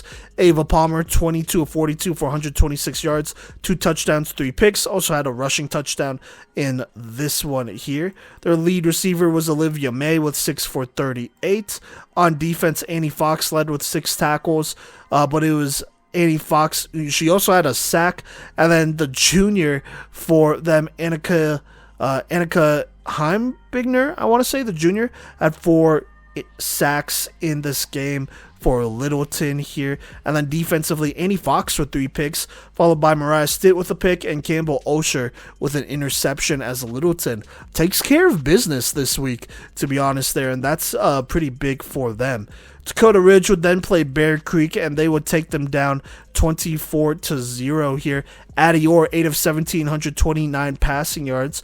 On offense, running the ball, Gabby Garces, 5 carries for 95 yards and a touchdown. Addie Orr, 47 rushing yards and a touchdown, and then Gianna Fabrizio with 23 yards and a touchdown there. Kate Barbick led in receiving, 4 for 81, and then Murawski, Natalie Nair each had 5 tackles here. Murawski with a sack, Genevieve Pike with a sack, Emery Bowman with 2 sacks, then Murawski with an interception, as Dakota Ridge takes care of Bear Creek. Dakota Ridge would then do the same against Arvada, beating them 34-0 here. Addie Orr getting in there, 7 of 16, 98 yards, 3 passing touchdowns. Gianna Fabrizio, the sophomore, 2 of 4 for 25 yards and 2 touchdowns in this game. Addie Orr also adding on 60 rushing yards. And then their lead receiver, Kate Barbick, again, 4 receptions, 70 yards at the hat trick, 3 touchdowns. Emery Bowman led on defense with 5 tackles here. And and then Genevieve Pike with an interception, as Dakota Ridge shuts down Arvada. Ralston Valley will then shut down Legacy 50-0 here. Let's start with Legacy here. Gianna Schmidt, kind of a rough day, 11 of 27, 78 yards, 6 interceptions there. On defense here, the senior for them, that would be Elizabeth Gazaway, had 5 tackles, and that's pretty much it for Legacy. For Ralston Valley here, Zoe Zoll with a great game here. 32 of 40 for 419 yards, and 6 touchdowns in this game. As far as receiving goes, she spread the love. Carmen Johnson, 5 for 81 and 2 touchdowns. Shelby Colosimo, the freshman, 5 for 73 and a touchdown. Emma O'Connor, 4 for 62 and a touchdown. Izzy Bussey, 4 for 61 and a touchdown. And Riley DeJesus, 3 for 45 and a touchdown, and that also includes Carly No, who had 3 for 21 and a touchdown. On defense, Gracie Hodgson led with 14 tackles. Colosimo had a sack. Dorotic had a sack. DeJesus had an interception. Carmen Johnson had a pick. Ashla Callahan had a pick. And then Zoe Zoll with 2 interceptions caught this time in this game, as Ralston Valley takes care of Legacy. Pretty big time there, 50-0. Moving on to Monday, September 30th, aka yesterday here. It does look like there is a score missing from Overland and Thornton, so I'm just going to ignore that. And then I believe Gateway went ahead and forfeited to Aurora Central, so that'll be a pretty nice win for them. But Douglas County, they would go ahead and play Highlands Ranch here, and they would beat them 20-12. Jillian Cabral, 14 of 25, 141 yards, 2 touchdowns, 2 picks. Also had 66 rushing yards and a rushing touchdown. Faith Turnbaugh with 54 rushing yards. Kenzie Jones with 60 rushing yards there. Riley Covert led with 4 receptions for 58 yards and a touchdown, followed by Addison Lemp, who had 6 for 44 and a touchdown there. Eolani De Leon, the senior, had 8 tackles in this game, also had 5 sacks, and then the junior for Douglas County, that would be Alexandria Smith, had 2 interceptions. For Highlands Ranch, Apotheker, their senior, 12 of 22, 148 yards, 1 touchdown, 2 picks. She also had 36 rushing yards and a touchdown. Addison McLeod, only 45 rushing yards in this game here. Isabella Holly, 4 for 60 and a touchdown. And then Tatum Bicosius had 5 tackles, and then Liliana Maliri, I want to say that's how you say it, had an interception in this game, as Highlands Ranch only drops by 8 to Douglas County. Ellicott would then take care of Coronado 12-6 in a big-time game for them. Grandview would then beat Ralston Valley by a lot of points here, 26-6 in this game. A very fast start here for Grandview, as they get a big win over Ralston Valley, 26-6 here. Chaparral will then beat Chatfield 25-21 here. 14 of those points by Chatfield was scored in the 4th, though, but they would come up short. For Chap, Zoe Fink, 19 of 31, 207 yards, 4 passing touchdowns, 1 pick. Also had 21 rushing yards. Sophia O'Donnell with 72 rushing yards. Sydney Matthews, 8 of 80 for a touchdown. Nicole Cook, 5 for 54 and a touchdown. O'Donnell, 1 30-yard reception for a touchdown. Salem Sherman, 3 for 28 and a touchdown for them. Molly McWilliams led with 9 tackles here. Also had 6 sacks in this game. Sophie Matthews with a sack in this one as well. For Chatfield, I only have defensive stats here, which is interesting. Taryn Binion with 11 tackles, followed by Ducky Archuleta with another 8. Ella Wood with a sack here, and then Ellie Buck with an interception, but they would come up just short to Chaparral, 25-21. Vista Ridge would then blow out Elcott 37-0. Ariana Harris 6 of 11 for 53 yards and a passing touchdown. Addison Rana would lead in rushing with 3 for 86 and a rushing touchdown. On defense here, they were led by the senior for them, number 4. Josadira Gonzalez, who had 5 tackles, also had 3 sacks in this game here. And then a lot of picks from Vista Ridge here, 6 total from Ashley Guayo, I want to say, the sophomore, Brooklyn Kaiser, the senior, Charlotte Carr, the senior, and Addison Rana, who had 2, the senior, for Vista Ridge as they take care of Ellicott. They'll then take care of Coronado in a dominating fashion, 26-0 here. Ariana Harris, only 5 of 8 for 22 yards, but Brooklyn Kaiser, 7 carries for 79 yards and 2 touchdowns in this one. On defense, Josadira Gonzalez led with 6 tackles again. She also had 2 sacks. And then Addison Rana with 2 picks once more, and Brooklyn Kaiser with a pick, as Vista Ridge kind of clicking here before league play, or I guess the league tournament and playoffs for them, but playing really good football. And there you go there. That'll be your recap of all the games from week 6. All right, now let's go ahead and get into Playmaker of the Week, starting in 4A here. But in 4A, we decided to go with Evergreen senior quarterback Addie McEvers here. She won 16 of 27 for 178 passing yards, 82 rushing yards, and 3 rushing touchdown in that 1-score win over Highlands Ranch here. She's had a great season so far, so we wanted to make sure we got to highlight her, and we felt like this was a signature game for them as they beat Highlands Ranch, who is a low-key pretty solid team over there. So there you go there. Congrats to Addie McEvers, who is your Week 6 4A Playmaker of the Week. For 5A, though, we decided to go with a player that we got to watch in person. I got to watch in person, and that is Douglas County's junior quarterback, Jillian Cabral, whose name I feel like I'm saying wrong. But in their game against Heritage, she went 12 of 23 for 132 passing yards, 1 passing touchdown. Did throw 1 pick, but it was at the end of the second quarter.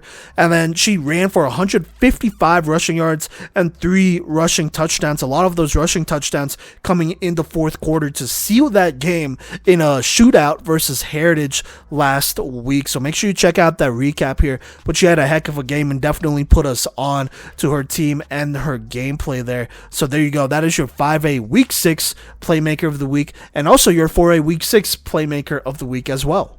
All right, now let's go ahead and talk about the playoffs here, the playoff picture. The playoff picture I have right now is as of October 1st.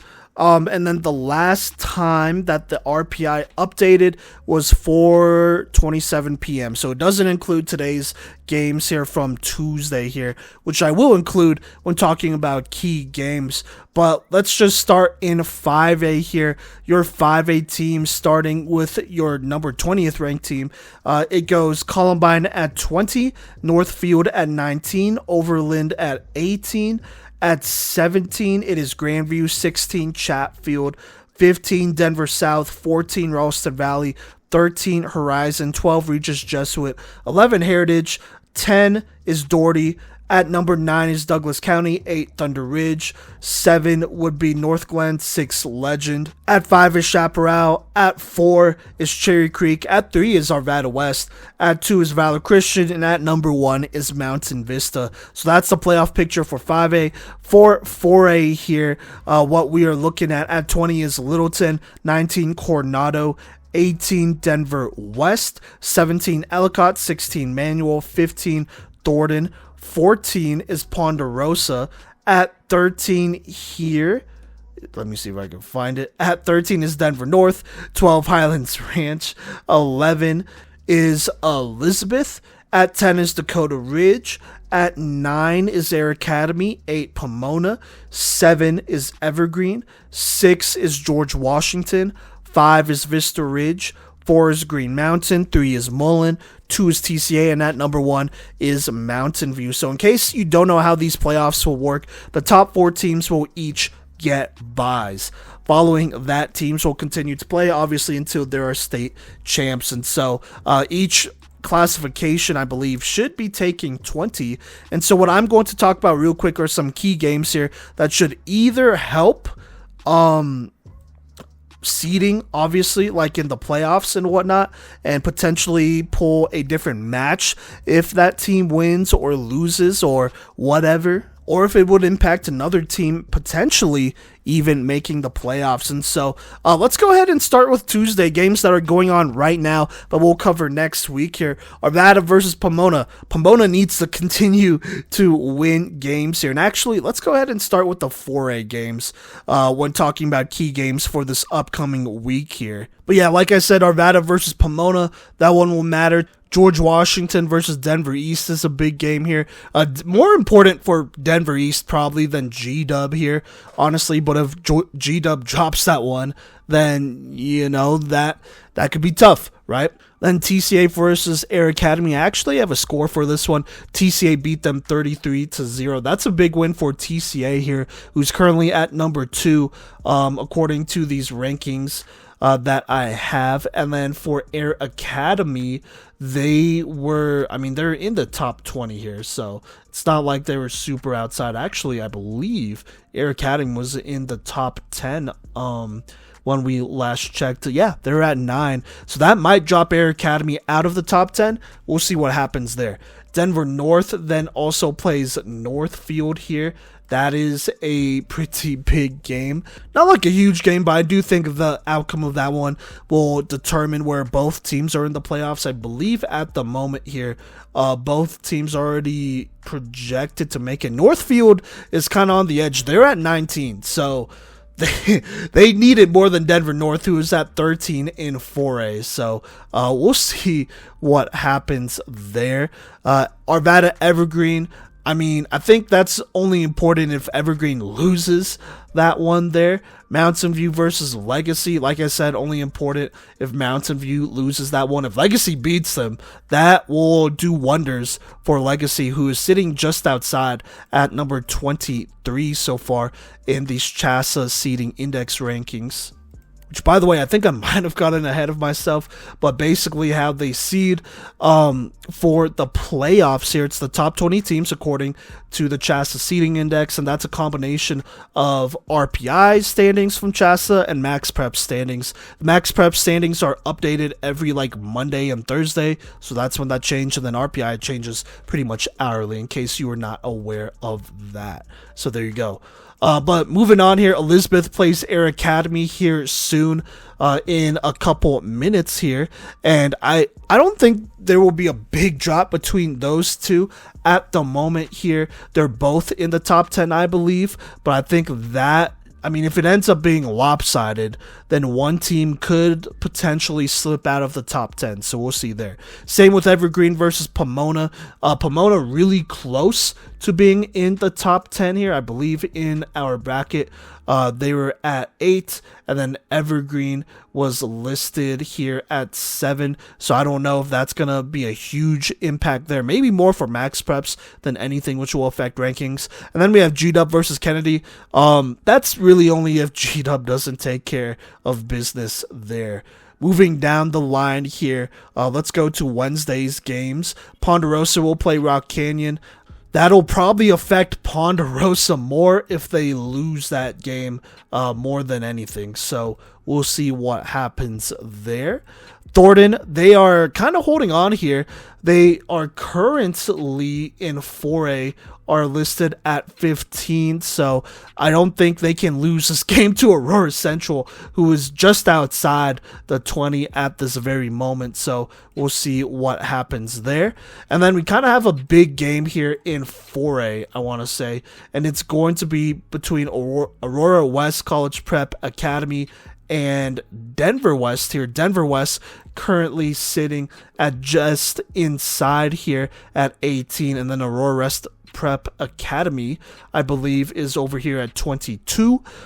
That's a bigger one for AWCPA. I mean, really, I don't want to say a bigger one. That does matter for both teams, but I think both teams need to win this game for a good chance at the playoffs. Then we have Chaparral versus Highlands Ranch here. Obviously, Chaparral is a 5A team, but for Highlands Ranch, if they could get a potential win or keep this one close, that'll definitely boost them in the rankings just a little bit. Now, moving on to 3A, we have a number of games here. We have these three, and I'm going to go to two of them. It's Doherty versus Vanguard, and then Colorado Springs Christian versus Doherty here, and then Colorado Springs Christian versus Vanguard. At this very moment, Colorado Springs Christian is literally at number 21. So they got to win games for them to hopefully make the top 20. So we'll see what happens there. A win over Doherty would be huge, or even a close game would be huge, who, like I said, is a 5A team. For Vanguard, they're in a tough spot. In these RPI rankings, they're currently sitting at 26. They haven't won a game yet. So any wins would contribute towards the playoffs, but it might just be too little too late at this moment, but we'll see what happens there. Now, moving on here, let's go ahead and go to October 5th, that is Saturday. Mountain View plays Douglas County here. Mountain View, I will say this, even though Douglas County is a 1A team, if Mountain View drops that game, TCA could potentially move up, as TCA's only loss is to Valor Christian, and Valor is currently ranked higher than Douglas County in these rankings. So that could be interesting. If they continue to win, though, I imagine they'll keep that spot over there, and it will be really tough to see any other team outside of Mountain View as number one. Mullen will then play Eagle Crest. That's really only important if they lose that game there. Denver North will then play Bruce Randolph. Like I said, North currently sitting at 13, and then Bruce Randolph, I believe, is way outside at 25. I think it might be too late for Bruce Randolph, but if that game for any reason is close, that could really drop Denver North. Then we have Northfield versus Manual here. This is more of a rankings game than anything. I don't think either team will be unranked if they lose this one, so there you go there. We have G-Dub then versus Rangeview. G-Dub, this is a hard one to gauge here, because currently, as it stands right now, George Washington is sitting at number 6. Last time those RPI rankings were updated. Rangeview is 6-3, but they're sitting at 22 here in 5A, 2 spots out of the playoffs. If Rangeview could beat G-Dub, that could be their ticket to the playoffs, and they could take somebody out in 5A. I know we're talking about 4A right now, but that could be huge. Now, if that doesn't happen, then G-Dub could definitely see a slide out of the top 10, and that could be a less favorable matchup here. So, very interesting matchup here. Both teams 6-3 as of today, October 1st, but that could be one with some major playoff implications there. Speaking of major playoff implications here, Denver West will then face off with Denver East. Denver West in a more secure spot here in 4A, I would say. Slightly more secure at 18. Denver East currently sitting at 26, but they are 4-3 as of right now here. This win would be potentially bigger for Denver East in their argument here. And then for Denver West, I could easily see it swing the other way. It just depends on Max Prep's rankings and RPI rankings and how those opinions differ there. But Denver West could see themselves out of the playoff picture if they lose that one. So that's a major game for them. Then we have Douglas County versus Ponderosa. That's really just another rankings thing there. So there you go. Thomas Jefferson then plays Rangeview here. Thomas Jefferson is in a rough spot. I'm not going to lie. They're sitting at 27. They are probably not going to make the playoffs. But if this game is close against Rangeview, then this could potentially help them out. But I do believe that Rangeview G-Dub game earlier on will potentially impact this game here. And if Thomas Jefferson is too late to get in the playoffs.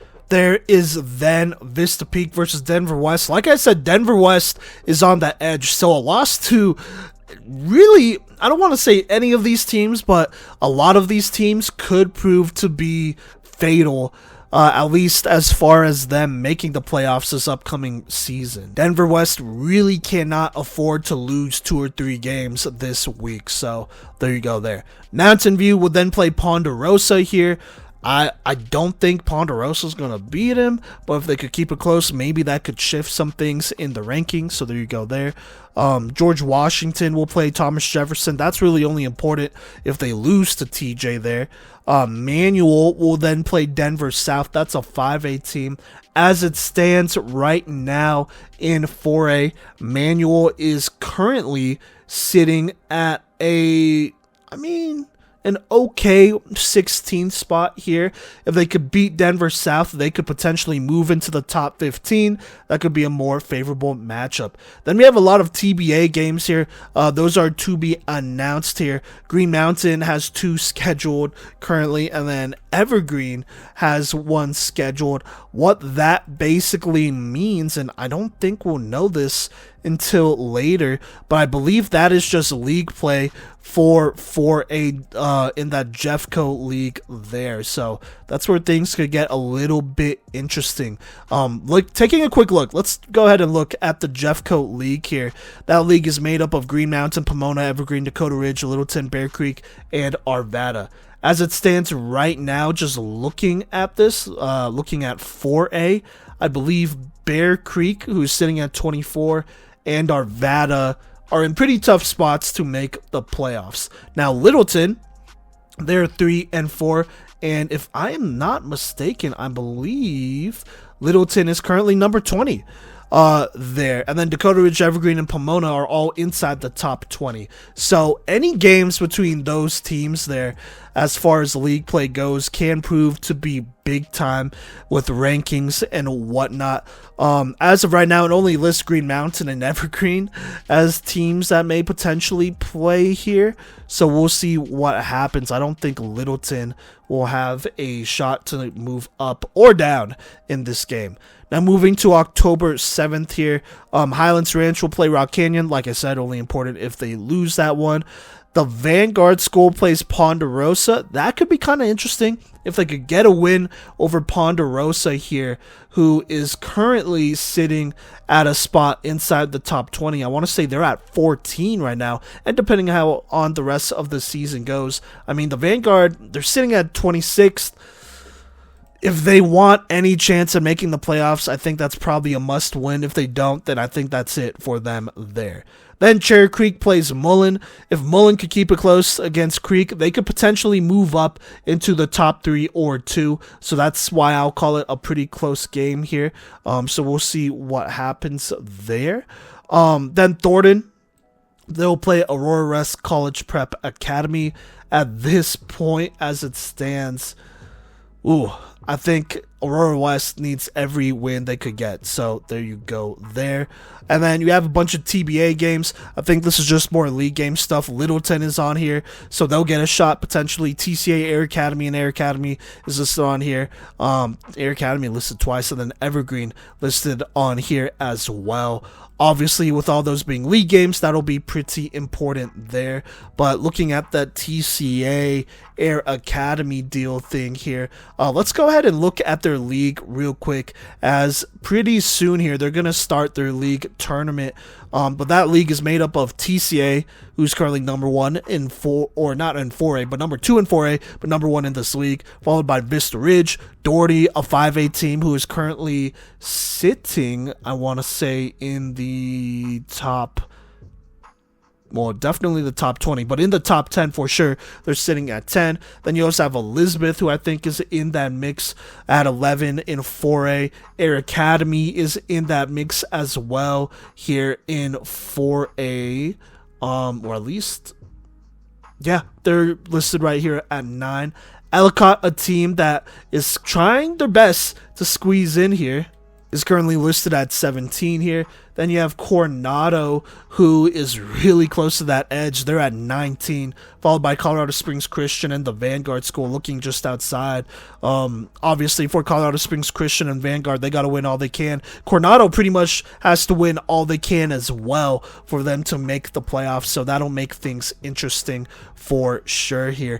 TCA and Air Academy almost locks to make the playoffs, but it's really about positioning at this point. So there you go there. That is 4A. Let's talk pretty quickly about 5A. I think there are a lot of games here that I mentioned when talking about 4A. So let's just go ahead and go down the line, and we'll try to skip over those games as well that I already mentioned. But moving on here, I think just looking at the games left here, Denver East, they got to play.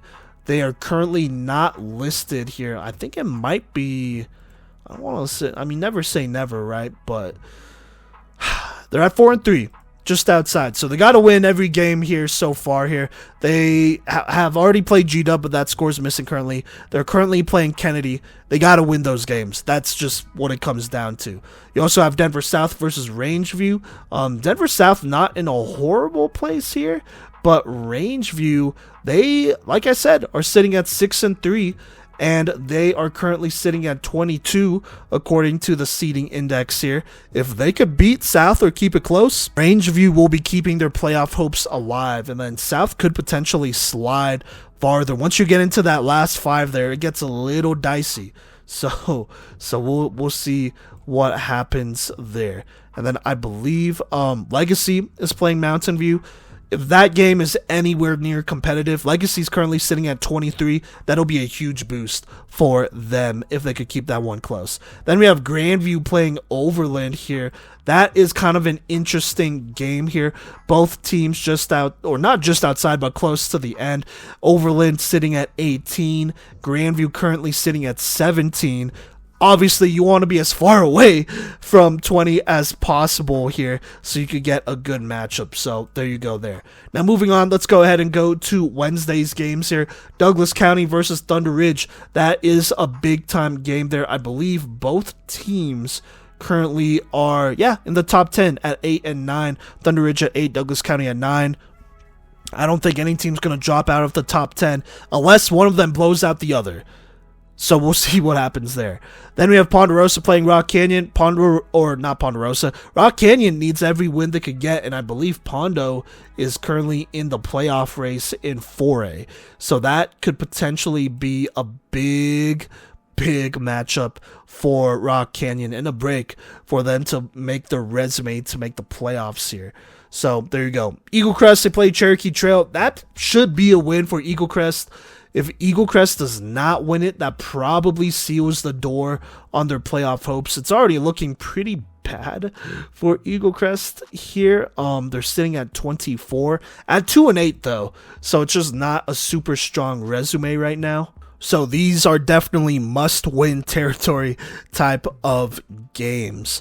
Moving on here, we have Aurora Central and Thornton. I don't think, Aurora Central is not in the top 20 right now, but Thornton is in 4A, not 5A. In 4A they are. So for Aurora Central, maybe, but they got to really win out, and I just don't know if they have a tough enough schedule for all of that. Then we have Arapahoe playing Smoky Hill here. Arapahoe needs to win if they want to keep their playoff hopes alive. Right now, according to RPI, they are currently the first team outside at 21 here. Smoky Hill 6 spots down at 27. A loss there could potentially mean a boost for Smoky Hill and a drop for Arapahoe, but Arapahoe needs to win out. Same with Smoky Hill, but I think their chances are definitely a little bit smaller at this point. Then you have North Glen playing Horizon here. I mean, that's just a classic. I mean, two teams who are inside the top 20 here. North Glen at 7, and then Horizon currently sitting at 13. That's a big rankings game there. Then Mountain Vista plays Heritage here. Heritage is sitting in a pretty comfortable spot right now at 11. Mountain Vista's at 1.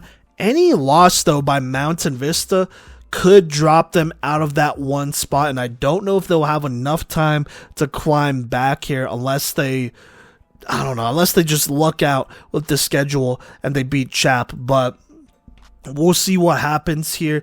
Mountain Vista should probably win this one. This is more rankings than anything. Then we have Legend versus Regis Jesuit. Same thing, more rankings than anything. Both teams pretty comfortably inside that top 20. Then we have Chaparral versus Highlands Ranch here. Highlands Ranch, kind of a team that has been sneaky good. They're currently 12th in 4A. Chaparral, they're at number 5. Highlands Ranch has upset some teams so far this year. An upset by Highlands Ranch would really hurt Chaparral. Currently, they're undefeated, but they're sitting at 5. So a loss here could see them out of a bye. So we'll see what happens there, because Chaparral is currently trying to battle into a bye, but they are just outside here. Mountain Vista, Creek, Arvada West, and Valor all in front of them. So we'll see what happens there. Now moving on to October 31st, it's those Doherty games here against Vanguard and Colorado Springs Christian. I think those more matter for those 4A teams. If Doherty loses any of those, though, then they could be in trouble as far as rankings go, but I don't anticipate that happening. We'll see, though. I'll be at those games. I think it'll be interesting, to say the least. Let's go ahead and move on to October 4th here. That is Friday. 2 games here. We have Rock Canyon versus Regis Jesuit. Rock Canyon currently sitting at 25. Regis at 12 here. Rock Canyon really needs to win this game. If they can't win this game, I think that is probably it for their playoff hopes there. So we'll see what happens. Overland will then play Mountain Range. Overland sitting in a pretty interesting spot here. They are sitting at 18. They cannot afford any losses. First off, they've only played like 5 games. So any losses could definitely kick them out of these rankings here. And then you got a bunch of teams looking to make it in. So it'll be interesting for sure, to say the least there. So there you go. Moving on to October 5th, that is Saturday. We have a number of games here. Denver East, they play Vista Peak. I mean, if Denver East wants to make the playoffs, they got to continue to win, right? On top of that, we have Rangeview. They are sitting at a solid 6-3. They play 4A G-Dub. If they beat G-Dub, that could be a really good game to put on the resume for the playoffs here, and they could start pushing for that 20th spot there, potentially, or farther up, too. Then we have Mullen versus Eagle Crest. Eagle Crest currently sitting at 24. If they beat Mullen, their playoff hopes are alive, but that would be a really big win for them if they do. Northfield is currently sitting in a tough spot here. I believe currently they're sitting at 19, and then they play Manual here. They cannot afford to lose that game. If they do, they could see a slip. Then I already talked about Douglas County versus Mountain View. This would be a big win for Douglas County. If they can knock off Mountain View, who's number 1 in 4A, they could see a pretty comfortable rise further into the top 10, which would almost maybe secure a top 10 spot for them moving forward. So we'll see what happens. Denver West, Denver East. If East wants to make the playoffs, they got to continue to win here. Then we have South versus Northfield. Denver South versus Northfield. Northfield currently sitting at 19, South at 15. If South loses that game, they could see a dip as far as 19 potentially. But we'll see what happens there. Either way, it gets really dicey once you get into that last 5 spots in the playoffs. So there you go there. Rangeview will then play TJ. They have to win this game against TJ. I can't imagine them beating G-Dub and then losing to TJ and them making the playoffs. I think that would be really rough for them. Douglas County will then play Pondo. They probably should win that game there, but if they lose it by any chance, they could potentially see themselves outside of the top 10. Grandview will then play Smoky Hill.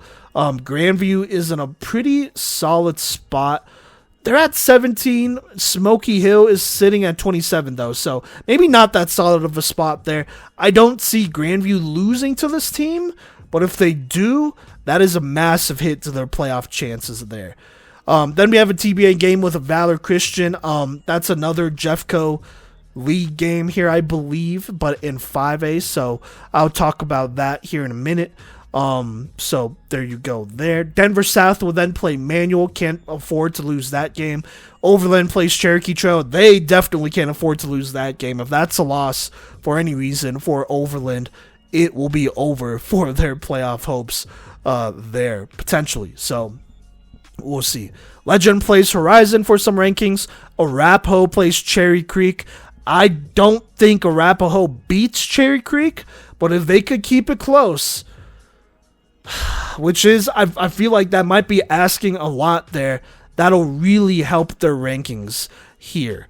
So we'll see. They're holding on to a playoff spot, so we will definitely see what happens there. Now let's go ahead and talk about 5A Jeffco real quick, because I think that's where things could get very interesting as far as flag football goes, because they are going to start some league play stuff here, league tournament stuff at Trailblazer, it says, Saturday the 5th, or at least it says so right now. I don't know if that changes or not with Arvada West, I thought, claiming that title. Maybe it was just a regular season title. But in that league is Arvada West, Valor Christian, Columbine, Ralston Valley, Chatfield, and Lakewood. Lakewood is probably not going to make the playoffs, but the rest of these teams, Chatfield, Ralston Valley, Columbine, Valor Christian, and Arvada West, they are in pretty solid spots here. Columbine is currently sitting at 20, though. So I think a loss to any of these teams wouldn't kill their playoff chances, but a win could move them up here.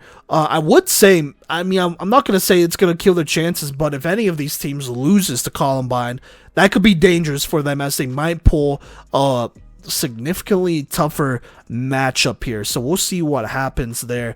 For Arvada West and Valor, they are basically battling for a bye. I mean, right now they both have byes, right? But Chaparral, they're currently undefeated. Assuming Chap stays undefeated, there could be a team that could be the odd man out here. If any of those teams play in a game that is just not super close, I don't know. Now, real quick, let's go ahead and move on to October 7th here. Highlands Ranch, they play Rock Canyon. Rock Canyon, they got to win out. So there you go there. Then I believe Columbine has another Jeffco League game. But then Mountain Vista plays Chaparral here. Both teams undefeated. I will be at this game if Chaparral could get a win. They basically guarantee themselves a bye. For Mountain Vista, I don't think they would fall out of a bye. But it would be, I mean, they wouldn't be number one anymore, probably, and so that is a big game with huge implications there. If Mountain Vista beats Chaparral, I don't know if Chap gets a bye. That's just where I'm at right now. I mean, I'm looking at Arvada West, who's rolling, Cherry Creek, who's rolling, Valor Christian, they're doing their thing. It would take a loss from one of those teams to get them back in that mix. So Chap, they're definitely in control of their destiny right here. So there you go there. Just a couple games to keep an eye on here this following week as things get interesting and we focus on playoffs. What is good, y'all? This is Gino with the Playmakers Corner podcast, and we are going to be switching up things just a bit here as we are just 3 weeks away from the first ever sanctioned girls flag football playoffs here in the state of Colorado. I'm going to be looking at the CHASA seeding index that has been updated as of 4:27 p.m. here on October 1st. So obviously these rankings are going to change a bit within the last 3 weeks of the season, but we're just going to take this chance here to look at some potential matchups and just look forward to playoffs in general and get y'all ready for that kind of football. I'm just going to be talking about the first round and some key second round matchups. Mountain Vista is rocking the 1 seed with Valor Christian at the 2 seed, which is quite interesting considering they lost to Arvada West earlier this season here. And Arvada West is at the 3 seed with Cherry Creek rounding out our top 4. Those 4 teams will be facing the winners of the first round matchups. And speaking of the first round matchups, the first one here is 17 seed Grandview going up against Chatfield. Obviously, Chatfield down at the 16 seed is a major surprise. Anyone who's paying attention to flag football the last couple of years knows that Chatfield is one of the more established programs in the state. So I do expect them to beat Grandview here, but I don't know if they can beat Mountain Vista in the next round. That would be extremely tough for them, but we'll see what happens. I do expect Chatfield to win their first round matchup regardless. They are definitely one of the more established teams here that are in the first round territory. In the next of the first round matchups, the 20-seeded Columbine Rebels would be going up against the 13-seeded Horizon. And honestly, to see Columbine all the way down here is a little surprising. They have had a very tough schedule. They're in the best league in the state. So they have lost some games, but they've also had some signature wins. So I think for Horizon to face Columbine as the 20 seed, that is a tough go for them. Horizon is a sneaky team with a nice record. They haven't had the toughest schedule this year. I do expect Columbine to beat Horizon in that game. But, Horizon is a surging program that could see some major success here in the next few seasons. In our second to last of the first round matchups, Northfield at the 19 seed would be facing the 14-seeded Roston Valley Mustangs. This is another surprise where Roston Valley is another team that I easily had them in the top 10 at least to start the season. To see them all the way down here at 14 is just a little disappointing. They would have to face Arvada West in the second round if they won this first round game against Northfield. That is another very tough fact. Roston was a team that made it to the Final Four in last year's state championship, and they're returning a very solid amount of talent. So I do expect them to beat Northfield in the first round, but that second round matchup against Arvada West, I don't know if I can see them beating them, but, we'll see what happens here. Lastly, in the first round, Denver South is going up against Overland. Denver South is a team that has a very nice record to their name. They haven't had a very tough schedule, so I do expect them to beat Overland here in the first round, though, and then fall to Valor Christian in the second round. I think if anyone has the best side of the bracket here, it would be Valor. They would have to face the winner of North Glen and Doherty in the third round, which, as far as third round matchups go, that is pretty much the best way to go. I know Arvada West would have to face the winner of Heritage and Legend in the third round. Cherry Creek would have to face the winner of Chaparral Regis in the third round. And then Mountain Vista has to face Douglas County Thunder Ridge in the third round. So I think to have to face Doherty and North Glen, that is huge for Valor here. So that will do it in the 5A classification in the first couple of rounds. Let's go ahead and check out the 4A bracket that has been updated here as of 4:30 p.m. on October 1st. Mountain View is rocking the 1 seed, obviously, here in 4A. That is a team that I think would make a very solid 5A team as well. I don't know if anyone can beat them in 4A in this playoffs, but we will see. They would face the winner of Ellicott versus Manual. Ellicott is a team that's been around for a couple of years now. Obviously, that experience is extremely important, but also personnel is extremely important, and I just think Mountain View has the much better personnel here, so I do expect them to beat the winner of Ellicott and Manual in the second round. Mountain View would have to face the winner of Air Academy and Pomona, and that is a bit of an interesting matchup. Air Academy is a team that likes to run the option pretty much the entire way for the game. They don't have much of a pass game, but they have a ton, and I mean a ton of athletes on that field.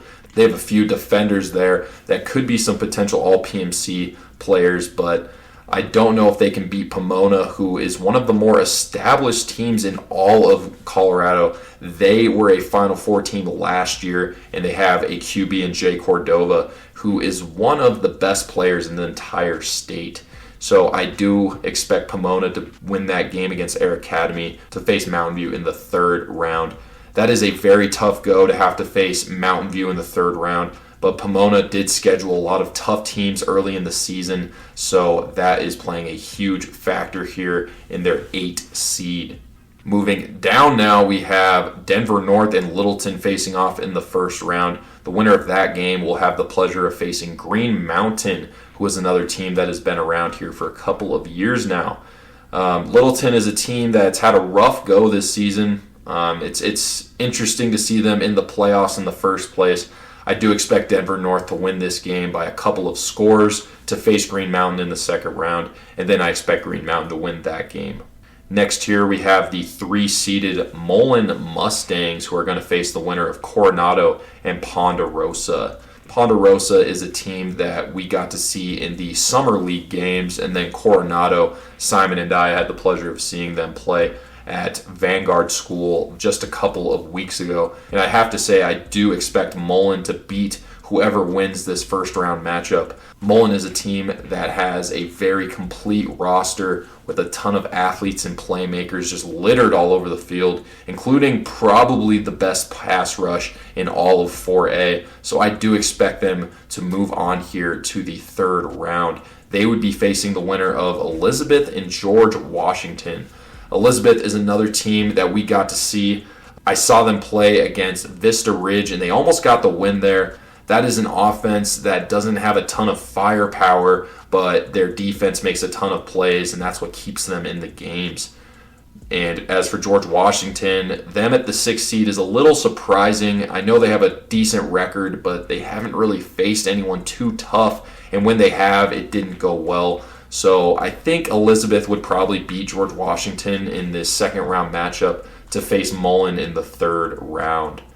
Now in the last set of games, we have Evergreen as the 7th seed against Dakota Ridge at the 10 seed. Honestly, these are two teams that I could see either one of them winning. I think Dakota Ridge might have a little bit of an edge personnel-wise, but Evergreen, they can be sneaky, man. They could definitely win that game. And they would have the chance of getting to face TCA or the winner of the game between Thornton and Denver West. Thornton and Denver West are two teams that we haven't heard much about this season. Denver West as the 18 seed and Thornton as the 15 seed. Doesn't do much for me. I don't think either of them stands a chance against TCA here in the second round because TCA is just that good. TCA actually almost beat Valor Christian just a week ago, which is just insane. So I do expect TCA to move on to the second round to face the winner of Evergreen and Dakota Ridge. And that will do it here for this section of the girls flag football coverage. This is Gino with the Playmakers Corner podcast, and I will see you all next week. Peace out. All right, thank you, Gino, for that. Just giving us some insight, something little here, just a little something until playoffs start here so that we could start looking at some of these potential matchups that'll be taking place here. Still a lot of football to be played, so that could be changed here. But as things are kind of unfolding, we are seeing who are our contenders, dark horses, and maybe some teams who might be due for some upsets here. So we'll just have to see. It's super exciting, but thank you so much for rocking with us. Make sure you check us out at Playmakers Corner, anywhere you can listen to podcasts. Give us a like, leave a comment, all that great stuff. Show some love on social media, on Facebook, Instagram, Twitter, TikTok as well here. And we will catch you later.